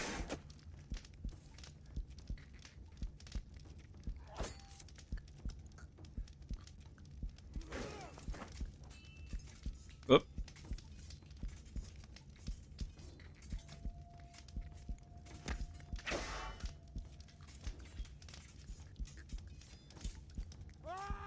And here.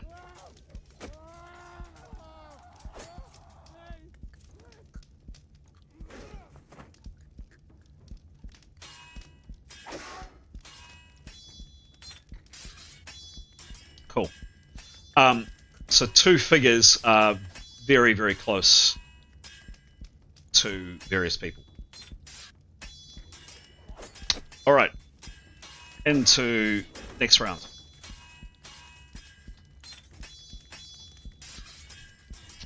And I'll tell people what these things look like when they get a little bit closer.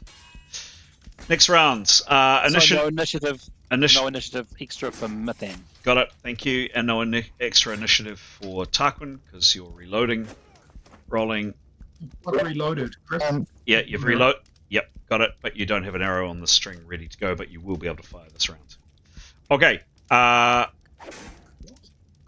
Sorry? Isn't that what I did at the end of last round, was reload my bow?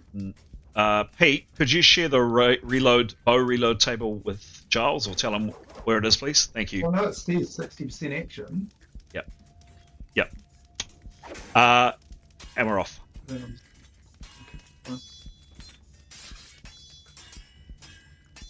Nathanel, you're first to act. Whoops. Oh. So she was preparing. So a sword being a sheath in that case. Yep. So she can see this.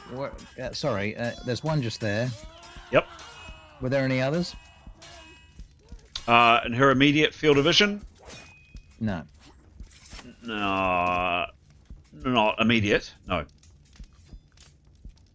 She's aware of this one. Which one? That one. That one. Yeah. Okay. Well, she'll give it a crack anyway. She'll cast. Mm-hmm. Yeah. Okay. Give me a roll. Oh, for God's sake! I'm just gonna go to bed. I think. What was 2. that? Oh, really? A 1 and a 2 and a 3 for our spells. That's good, isn't it? Right. Aye. Okay. That is a spell failure. Give me a roll, please. 57. Exactly the same as Etienne. Moderate mental lapse causes caster to cast ineffectual spell but not lose spell points. She'll draw her sword 20%. Sure. I actually said that was probably full Etienne's round, but frankly that's rubbish luck. Done. Yep, she's got a sword in her hand at the end of this round.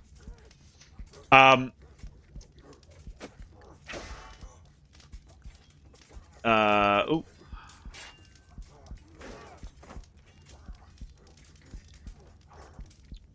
No. Okay.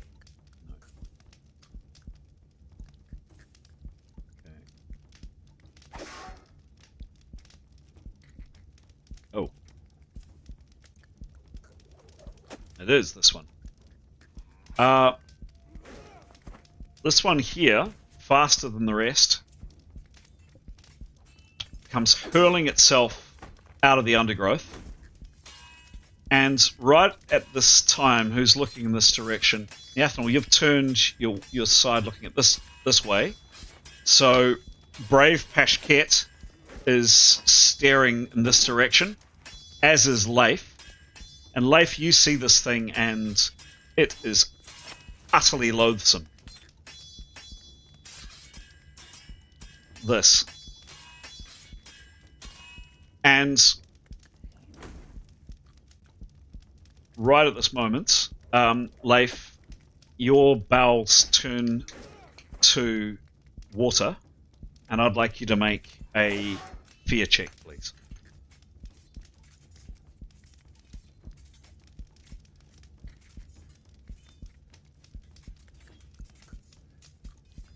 Rolled a 61. For that, do I want high or low? You want high. And what is your self-discipline or your fear modifier? +1. +1. +1's not high.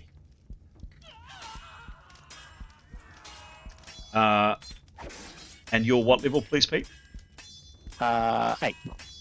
8. 61 +1. So this vistage in front of you is utterly loathsome and utterly terrifying, Leif. But you stand your ground. You're brave, you're resolute, and you are going to take this thing on. You are going to fight it. You had a moment's hesitation about fleeing, but you've decided to stand your ground. Pashket as well, who's also facing it. Let me see. Oops.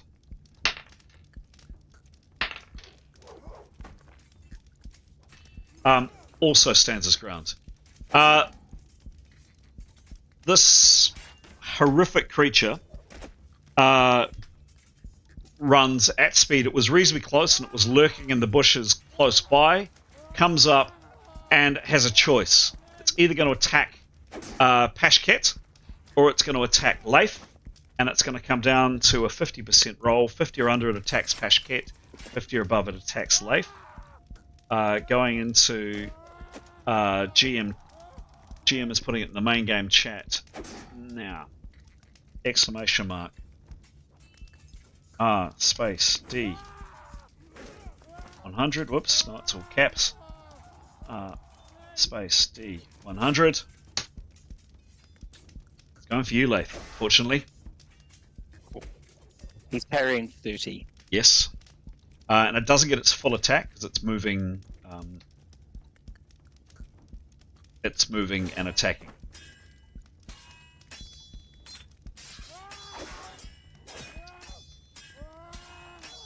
This thing rushes up to you, Leif, and first tries to claw you.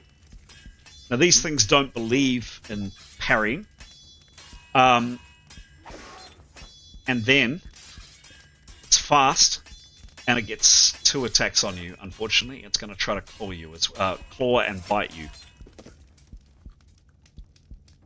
Can he parry both? You can. Yes, you can play it. Yes, you can. And I'm not going to say. I'm not going to give you the negative split for parry because you're parrying the same person. Because if you parry, yep, you parry normally between 2 people, 2 attacks. You'd have to split. But I'll give you the. I'll just allow you to split the parry straight down the middle.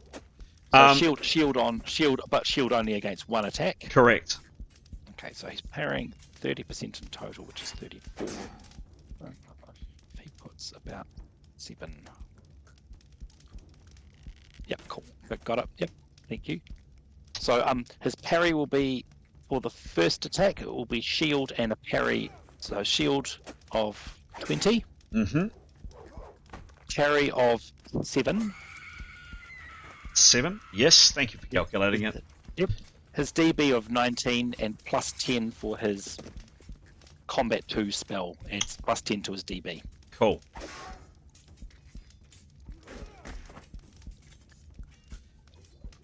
Cool. Really appreciate you calculating that, Pete. That is hugely appreciated. As mentioned, it's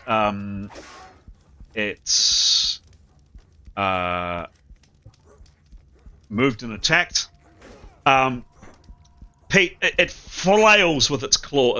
Leif, it flails with its claws, and you just brush it aside with your shield. No problem with the first attack. And then, just for good measure, it leaps forward, its horrific fangs slathering, trying to gore out your neck with a bite.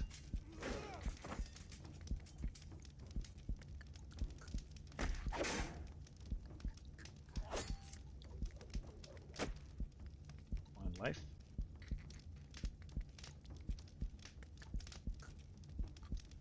Ready for his DBs? Just coming. Oh. Kyros. Oh. I'm going to have to share this. Uh-oh. Yep. Control, Alt, Delete. Oh, no. Just... It's attack. Yeah, this isn't great. Going into main game chat now.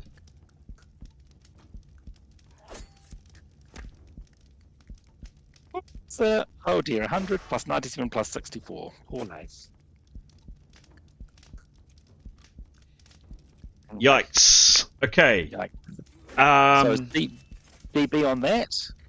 Yep. So, well, it might make a difference. He was parrying 27. 27, yeah. Yep. Plus his 19 DB plus 10 for his spell. Not a shield. No, because the shield was on the other one.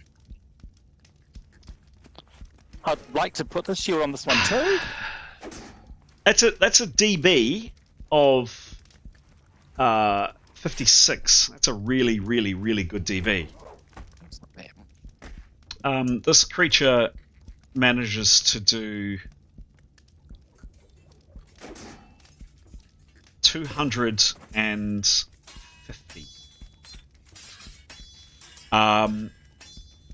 Overkill on bites. What have I done on this? I think I've just done additional hits because it is at a maximum level because it's a medium bite. So that's 100 over the max divided by how many times does a bite does that appear at the top?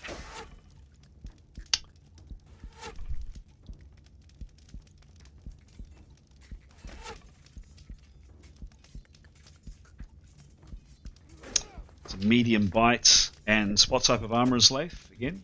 None. Yeah, rank 1. Rank 1. Well, none or whatever it is. Clothes, plain clothes. Okay, so divided by 1, which would be a result of 100 additional hit points. I'm not going to do that. So divided by 5. Divided by 5. There you go. So this thing absolutely savages you, Leif.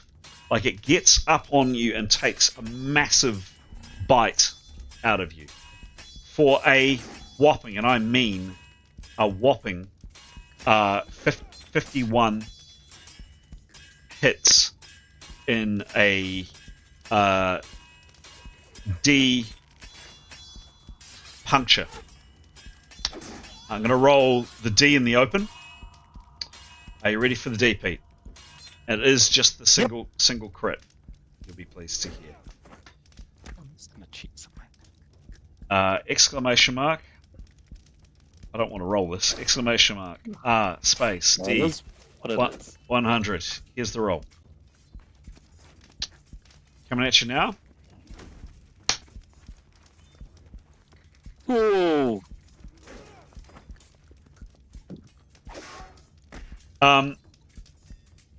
A huge chunk of hits. Blood is just pouring out of you. Well, it was from that initial bite. However, the critical, 2 hits, and must parry next round. You can't attack this round, Pete, because you must parry this round. Yeah, but how does that work? Because he's already used his... okay, yep, cool. Cool thing. Go, Patch Kit, kill it! Tarquin. So my apologies, Chris. I've got a bit confused about how much,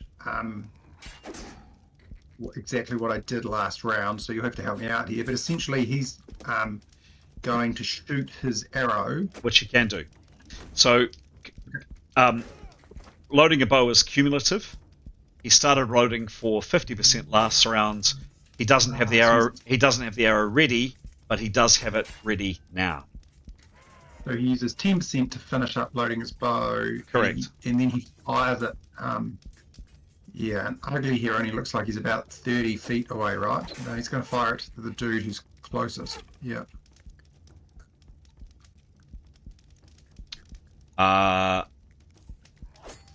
Yeah, 40 feet. 40 foot. Yep. Cool. Give me a shot. Yeah, and come up. Yeah. Tarquin. On He's this one here is number 1. Cool. Give me the roll. 9.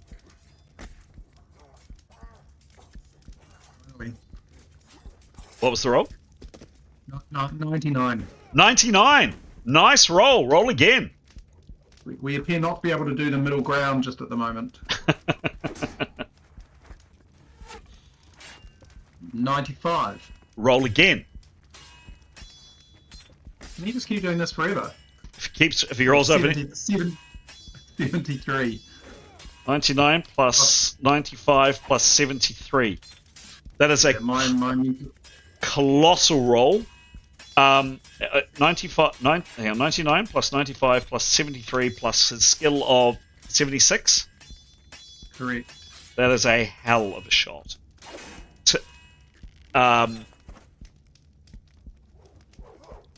So all told, that is an attack of including the creature's DB, because you don't get any penalty for range, neither a positive nor a minus. That is a whopping result of 333 on the attack. Just 1 second.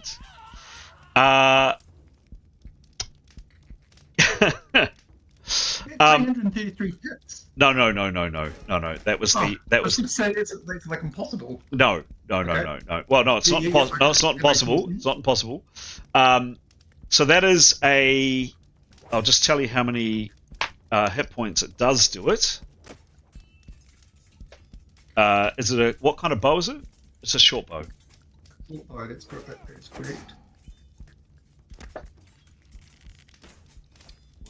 2,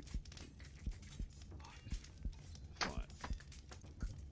Okay, so 133 minus 150 divided by 5 is 36 plus 14 is you do it a whopping 50 hits in a D puncture, not an E, a D puncture, and Roll for an E. sorry. Why would you have to roll for an E, crap? And actually, that is 2 D punctures. Roll the first D, please. Hope for a high number.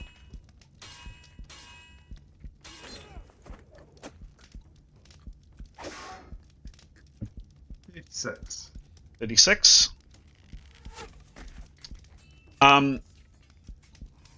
So, whack. You put an arrow squarely into this thing's thigh. It stands actually. Oh, you're really lucky, Tarquin. You are really, really lucky. I'm going to take this roll because you see this thing and you need to make a fear check as Leif did.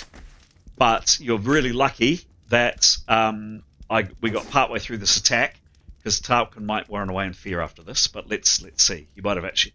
But you're lucky. That was my mistake. So the arrow sticks out of its thigh. It should be bleeding, Tarquin. Anything else would be bleeding. This thing ain't bleeding. It doesn't seem to notice it. And then your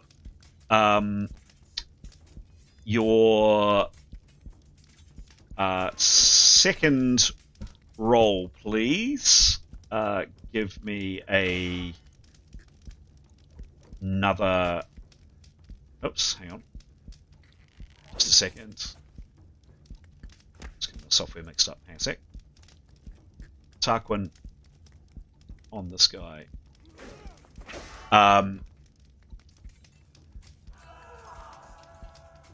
And give me the second D puncture.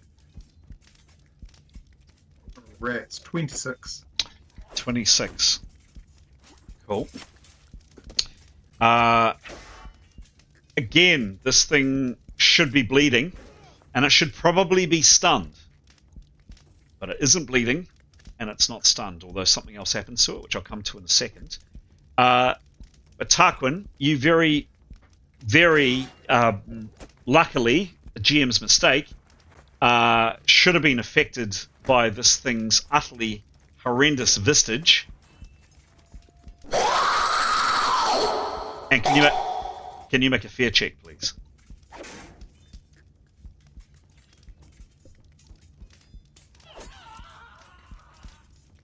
24. Does this go anywhere into XP, Chris? This one doesn't. No, it's probably the only ones that doesn't. What was the roll again? Sorry. 44. Okay, and you are 7th. What level? Sorry. 8th level and a +5. +5. Cool. So, couple of things, Tarquin. Firstly, you stand your ground. Like Leif, you stand firm. This thing is utterly terrifying. It's monstrous. It's hideous. It looks. This one looks a bit like not so much that, but more like that actually. You stand your ground. That's the first thing that happens. The second thing is, this thing takes 3 more steps forward, and then looks up, looks at the sky, looks side to side, and then collapses on the ground.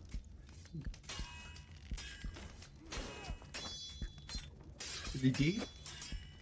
He was dead before. He might be dead again. Okay. This is a little bit so I can keep records, when I have to fill my XP sheet. It's, yeah, you just keep telling us to ask you these I do. Nice work, Tarquin.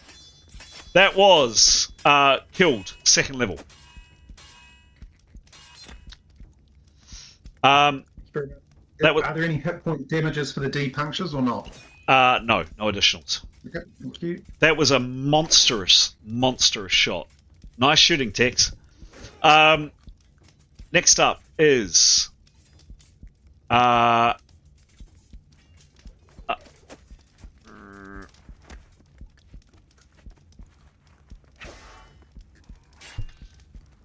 this one here is now a lot closer. Sorry, Chris, I've still got a whole bunch of action left, haven't I? Oh, sorry, 50% action. You do. Sorry. Yeah, sorry. Sorry. Yes. I've still got a 50% action, haven't I? Yes. Sorry. Good call. Good call. Going to rinse and repeat, so I'll get 50. Well, I'll get 88% through restringing an arrow. Cool. Done. Another of these things is definitely a lot closer this time. Second. As is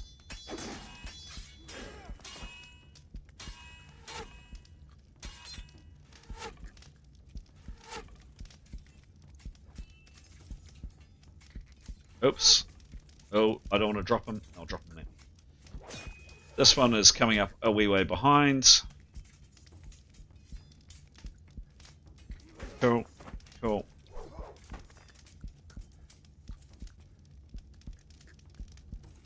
Chuckles is coming closer here.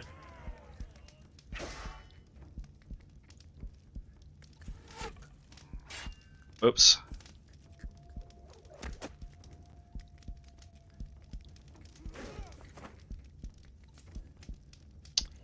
Something horrible is coming up. Cool.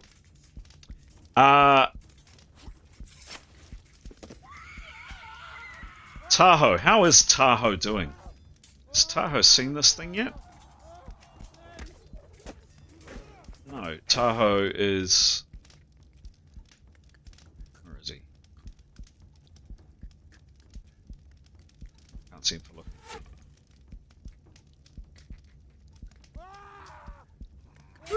Where is our brave carpenter?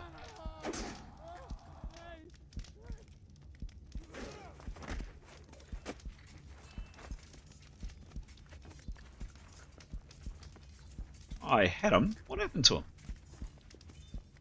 Is he not wandering off into the swamp by himself? No, he is definitely not doing that. There is a gap, right? A suspicious-looking gap right there. I wonder if I inadvertently moved him. It looks like I did. 1 second, folks. Just GM is going to do a little bit of map maintenance. Talk much. Yes, maybe he has done it. Maybe he has done a runner. Maybe he's Come here, boy. Maybe he's gone. He's just completely legged it. James is going to do a little bit of map maintenance. Nice shot, Tarquin. Woo! Absolutely. Now you can bite the baddie next to you back. Or maybe just a bit of stabby. I think you'll be doing parry. Isn't that the type of sauce? No. I don't know. Oh my gosh. That's good on chicken parry. Yeah, chicken parry. Hopefully it's good on the undead as well. I mean, for any attack, I suppose it's like that's the best kind of attack to have that sort of a roll on, because I mean, obviously it's got a cap on the damage it can do. You know, I guess it is interesting to see how it works. Yeah. It's because I mean, how much? I mean, yeah, you can do a lot of damage with a bite, but you can't, you know. Yeah. Tahoe's relying on the crits to do the ultimate killing, I suppose, rather than the. Yeah. Although these crits did nothing. Interestingly. That's all maybe they did. Without doing to them. Yeah. Tahoe breaks, runs closer to the fire, and just starts screaming and cowering on the ground.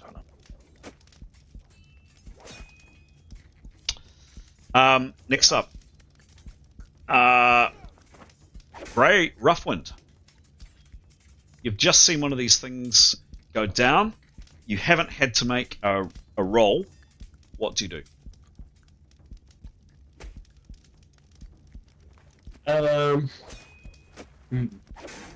He would want to be general percepting to see if there's any more in his vicinity. Okay.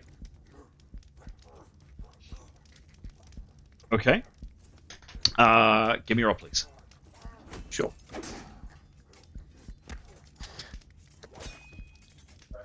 $31. 31. It could be really good. It could be really bad. What's his bonus? Right, just clicking through all my PDFs. What are you now?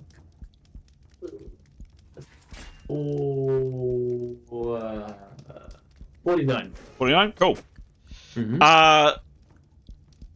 So a quick scan this way. You didn't tell me how much perception, so I'm assuming it was 30. Yeah, let's say 30. He is definitely aware of one further in distance, one coming up closer. He's just seen that one go down. He can't see anything else out there at the moment, see or hear. But he's definitely aware of one. He can see that one, nearly see that one, and he can see a shambling figure not far behind. Okay. Yeah, I guess he's keen to just kind of cover Kairos a little bit and just kind of get ready to launch into attack. The rest of his thing is just going to be parry. Cool. Done.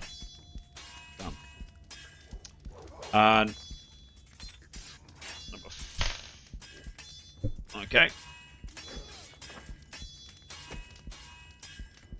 Cool. Mython. So what's the position of the ones that she saw, please? Or which ones can she see as well? She can see something coming up here. Cool. And she saw one further down the road as well. That's the one she shot last time. Correct. It's there. A bit more. Yeah, I'll just get a bit better vision, a better view, if that's more helpful. So Mython cam. Oops. So Mython, you can see something here. You're standing there, Mython. You can see something there.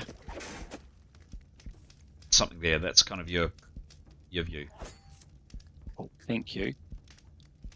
Can I ask, the one that's to her right, did that appear this round or last round? But both the same. So this one's moved already this round. They both have. Moved this round. You're not sure. Oh, okay. Yep, Mythan will shoot the one to her right, please. It's going to be a snapshot because her reloading didn't work out properly, so it should be at -20. And then she will drop her bow and draw and pick up her broadsword. Cool. Give me a roll, please.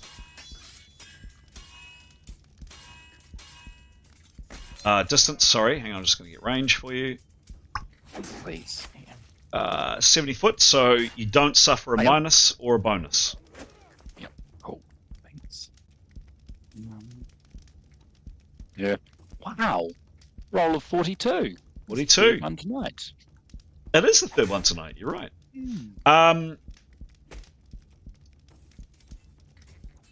Cool. Plus 42 on the roll. So there is enough light, Mythan, for you to see. And this isn't a magical bow or arrow, is it? It's not, no. You shoot this thing straight in the chest, and it doesn't flinch. It just keeps coming. Yep. Drops her bow, picks up her sword. Cool. Thank you.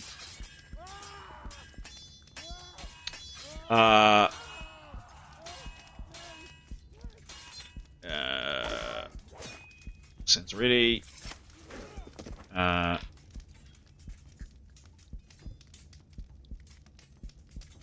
Leif, you must parry this round. You still have more action if you wish. Must parry. The only other action allowed is movement and maneuver modified by -25. I'm sorry, and can I just say on Mythan's turn, she would say, Lost your mic, Pete. Oh, sorry. Yeah, put it up. On Mythan's turn, she would have said for 3 words or 4 words, one to left, one to right, calling out to the group. Yep. Leif will say, there's one in front of me. Nice. She might say there's one on me. I don't know. Right. No, he will just make sure there's space for him to parry next round. Yeah, he doesn't. If he needs to push it away or whatever, no, he doesn't want to try it. He parried this round. Sorry. What I mean is, he doesn't want to be in. I mean, sorry, it's right on him. Yes. That's a close attack. Didn't need to maneuver to get close. Good point. It did. Forgot. That's happened. So, does that now mean he has to maneuver back, or because it didn't maneuver forward, he doesn't need to maneuver back, or? Yeah, it's on him. It's bit him. But now, what is his range? Close. He's at close range. And so he could do a maneuver now at -25 to put it back to medium range. Correct. Where it wouldn't be able to attack him because, it would be only attacking at -15, right?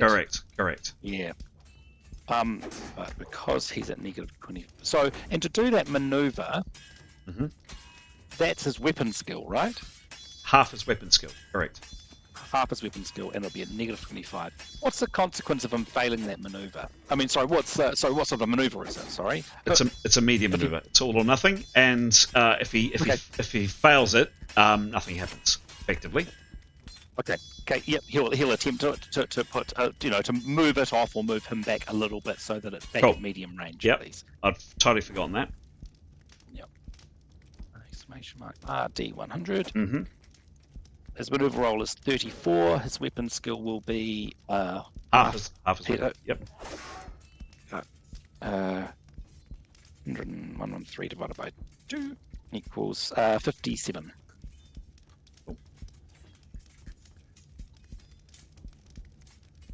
Just coming. Maneuver rolls.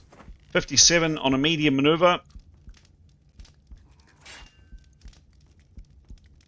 Leif, you've got a 40% chance of... Sorry, there was a 34 plus 57. Yep, 34 plus 57 minus 25. Yep, sorry, I wasn't sure you caught the roll. Sorry, my mistake. Yep. Oh, no, it's actually, sorry, one better. It's a 50. You've got a bang on 50% chance. 50 or under, and you're good. Let's see, it's a bit of there on there. 48. 48. Leif, you step back. You are now at medium range. It can attack you next round, but at a negative 15. Awesome. Thank you. Because you have a longer weapon than it does. Cool. Thanks. Cool. Next up is Pashket. Pashket has stood his ground. He's just seen it attack his companion, Leif, and flails on this thing's side with his falchion.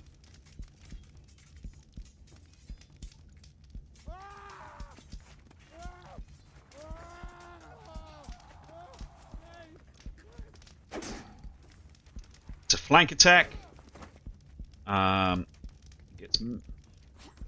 Pashket ain't bad with his falchion. In fact, he's very good with his falchion. He's not parrying in the least, and he delivers an absolutely colossal blow to this thing. 26 in a D critical.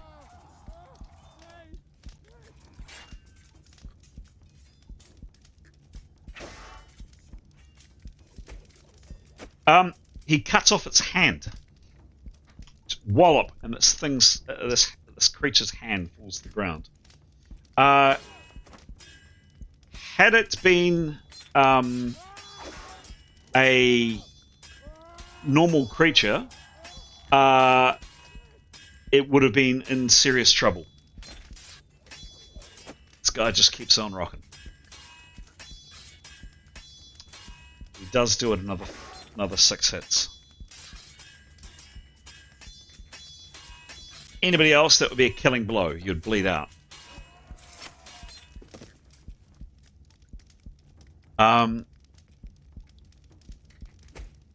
Etienne Gilderflower.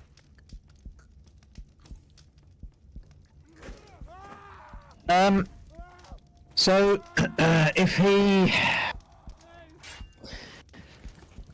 Yeah, well, I think he'll have to snap cast. It's going so well, what could go wrong? Okay. So, yeah, I just have to hope for the best, I guess. Give me a roll. Negative 30. Speculating. Yep. Come on, Gilderflower.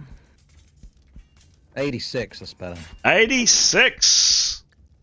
86 minus 30, but plus 10 for gesticulation, plus 5 for chanting, I think you said, as well. That is a very convincing 72. That spell goes off. Sometimes it's worth the risk.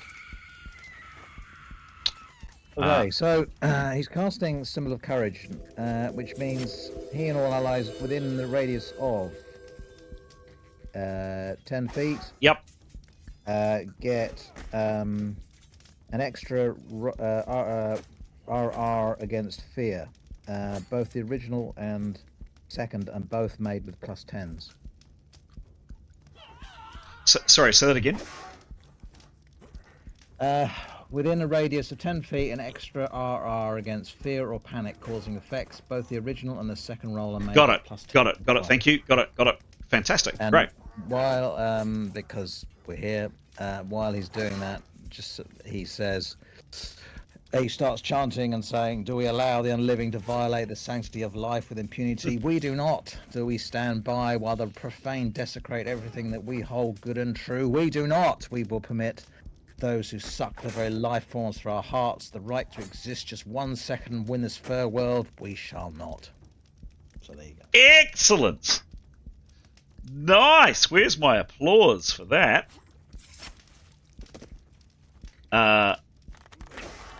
Golf flat. That's quite underwhelming. I need better than that. That was great. Fantastic. I feel better already. There you go. There we go. Anyway, well, a chance to not running. Good job.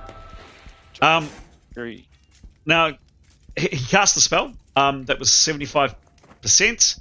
He's cast it successfully. Nice work. All of his friends now have that. Your call, Etienne, I would say he's probably seen this thing, and he will need to roll a resistance roll himself, but ultimately he is facing this way. I'll give you it. Where is he? He's facing that way. Sorry, I thought I was looking at the wrong character. I was looking at Tarquin. He's facing this way. So your call, whether or not he would have seen that one, or the one that was just felled, that one. Or would has he seen them? Has he? I don't know. Your call, whether he would have looked behind him at Leif or not. I have no idea. Sorry, I don't know.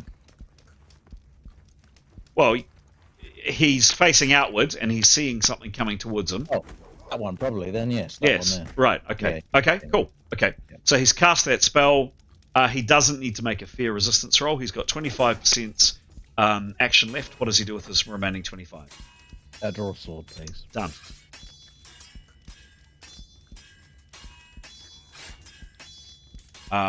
Keros.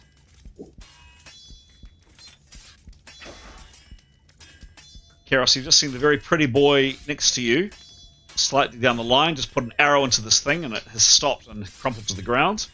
What do you do?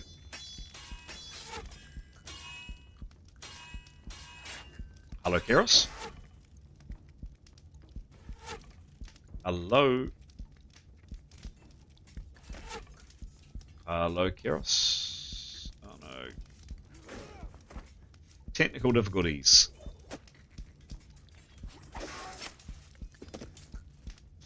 Do you want to write it in the chat or try a different mic?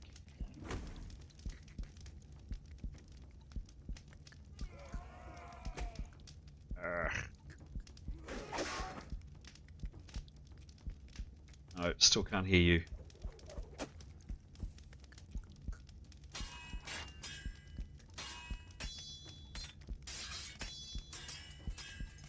Hello?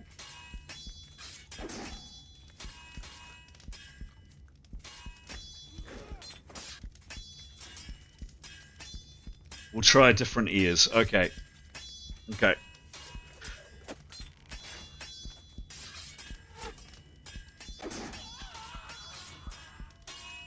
Tell us when you're ready. Just to prepare, by the way, so we'll zip on through. We will come back to Keros. Demos is last, so we'll come back to Demos in a second. Hello? Hello, got you now. Great. Oh. Sorry, I was trying out new headphones. Sorry about that. That's all right. Who can I kill? Who's, Yay! Who can she see? Please. She's just seen this one go down, felled by Tarquin. She's heard Leif scream out, "There's one on me." That's what she knows. Can she see the one on Leif? Where's Keros? Sorry. Does she look? Oh, there. Can she move out of the group for 10%? Yep. To get in the line of fire of that critter? Yep. And then... Yep, go. She'd like a direct line to fire a shock bolt at it, please. And she has trained in ice bolt, so does she get half of that? Is that right? She originally trained in shock bolt, so she has a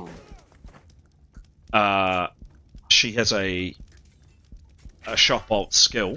Oh, I do. 103. Haha. So two things when you step out. When you step out, Keros. Firstly, you're going to have to make a fear roll because this thing is utterly hideous to behold, and you might do a runner. Although you do get, courtesy of Etienne now, you do get 2 rolls, and both your rolls are modified by +10. To fire there, I would say... I don't know, is there a chance of hitting one of your companions? No. That's a clear shot. Look at that. Beautiful. Straight line of sight. If you move a bit further out into the darkness, out here by yourself, I'll give you that as a clear shot. She'd do that. Okay. For Leif. Yep, Okay. she would. Okay. If your shot does go too far astray, though, I might... Or if it's a particularly bad roll and you miss it, just as a heads up, there is a chance that slim chance, that you might hit either Neathanel first or Leif second. It's unlikely, but I think I've got to put it out there. But you've got to roll badly for that to happen. And she would call out duck, as she has done in the past, and Okay. everyone would duck, obviously, because she's a bit loose with the old She bolts. is a bit loose with the old boats. But first and foremost, Fear. yeah. Give me a roll, please. She's died. She has no fear. Like, she actually has no fear, and surely that has to come into it, but she's going to roll anyway. Give me a roll. 14, 1, 4. That's not a good roll. What level are you? I think 8, but she should be 9 because she died. She is level... What is she? No, she is level 9. She should be 10 because she died. But Okay. yeah.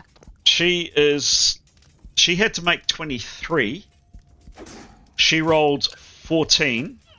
Oh, stop. Your bonus from Etienne, however, is plus 10, which gives you 24. Plus, do you have... What is your modification for fear? It'll be one of your resistance rolls. It might it might be a negative. If it's a negative, you're in trouble. I've never done this before. Do you know what? Mm-hmm. It's a plus 13. Plus 13. So you were good on that roll. You don't even need Etienne's second roll. But that was a very low roll, but saved both by Etienne and also some good luck on your chance. So yes, you step out for 10% into the darkness by yourself, away from the fire and your friends. You line this thing up. You snapcast, so you don't get a bonus to this attack. You don't get a minus to this attack because Keros doesn't get either. You rev it up, and you push. And she's obviously screaming, and Victory's hissing, and we're going for it. Give me a roll. That's plus 15 on it. That's on number 2. Give me a roll, please. 96. Okay. Roll again, please, Keros. Sure. It's Leif. She's angry. Yeah. 11. Plus 11. Plus her skill with shock 103. Is 103. That is an absolutely colossal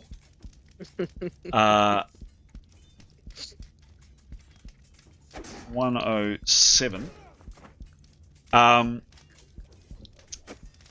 215 minus 150 is 65. Divided by how many times does the shock bolt hit on a 4th level on armor type 4? At the top, it hits it 1, 2. Divided by 2 is a ludicrously high 32 plus 12 is like a stupidly high 44 in a critical. And do you get a secondary critical? Yes, you do. No, hang on. No, you don't. No, that would change to a B. Actually, a B critical. Roll the B crit, please. Make it a good one. Happily. Oh. It is 82.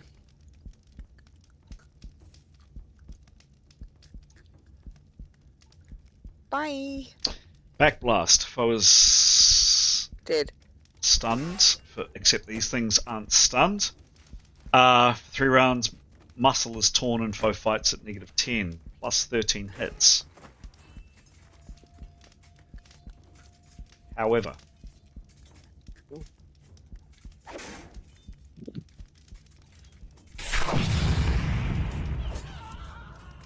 this thing just disintegrates as your bolts of electricity smash into it. Describe what happens, please, Keros. So Keros is obviously screaming because that's life, and Victory's hissing, and she puts her arm out, and tiny skull-shaped fire, skull and crossbones, teeny tiny, just like shoot from her hands like confetti, and they like morning stars? They just, or whatever, they just all over this critter's body and just penetrate, and he just crumples into golden dust from the gold fiery skull and crossbones. Excellent. I'm so happy to be back, I have to say. Thanks, Keros. Nice work, Keros. Wow. Got your back, friend. You absolutely do. Killed I'm so pleased. 2nd level. Nice one. And then next is... Oh, she's got 20% action left, right? Yep, thank you. Thanks, but I was... Yep. What does Keros do? You've moved 10. You have 15% action left, Keros. I'd like to scoot back into my little... You sure? You don't want to go further out? She's scared of nothing. She's been dead. She needs a psychiatrist. Yeah, she's good. She's good in there. Thank you so much. Cool. And then... finally, Demos. I mean, Demos wants to do a little slow clap. He's like, well, maybe I'll just sit back. Job done. Yeah. Yeah. Is there anyone left? It's, yeah, he's feeling pretty chuffed, and he's feeling really heartened by the wonderful speech and by seeing everybody just, I don't know, bravely taking down these disgusting creatures. He'd do a general perception to see if he can see anything in his vicinity. Mm-hmm. Give me a roll. Will do.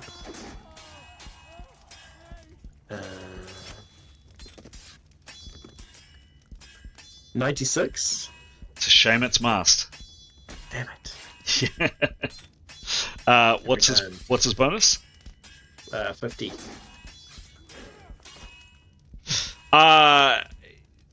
Demos is here. Nothing out this way. Nothing out this way. But he is definitely aware of this thing coming. Not sprinting, but definitely moving rapidly forward. Okay. It's coming in here and looks like it wants to eat Etienne. I think he'd try and edge a little bit closer to where that's coming so that he can give it a good jab when it gets closer to the party. So if he just like... Yeah? Where does he move to? I don't know if he really wants to break too much the circle. Is that him there? Yeah. There? Oh, okay, yeah, okay. He'd just probably step forward just a little bit, just so that he's... No. Like he's just so he's like in line with, is it Swifty? What's his name? Silty. Silty. He'd just want to be a little bit closer to where Silty is so that he can kind of... He's got quite a long spear, so I don't know if he needs to be too... He does. In fact, of anybody in the party, Demos is the one who can keep these things at length, at bay. They can't attack him, but he can attack them, because he's got a long, pointy thing. Yes, he'd like to have that long, pointy thing ready. Okay, and he'll just opportunity action Yep. Cool. Done. That is the end of the rounds. It's 12 minutes past 10. I'm happy to play on for one more round. I'm also happy to leave it there. What do people want to do?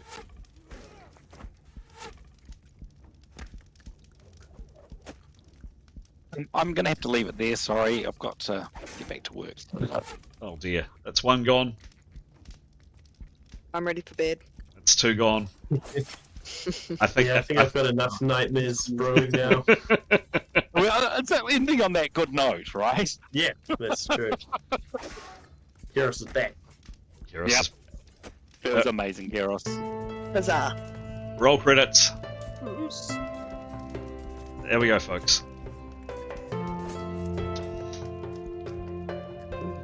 Stun silence. Hang on, I think we need one more of these guys to give you very, very, very sweet dreams. Or a bit more of this. Oh, good job, team.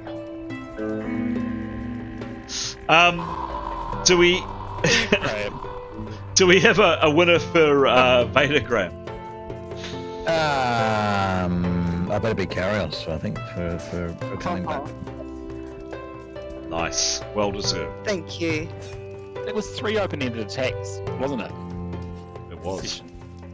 Made out for our spectacular spell failures at the beginning. 1, 2, and a 3. Good work, team.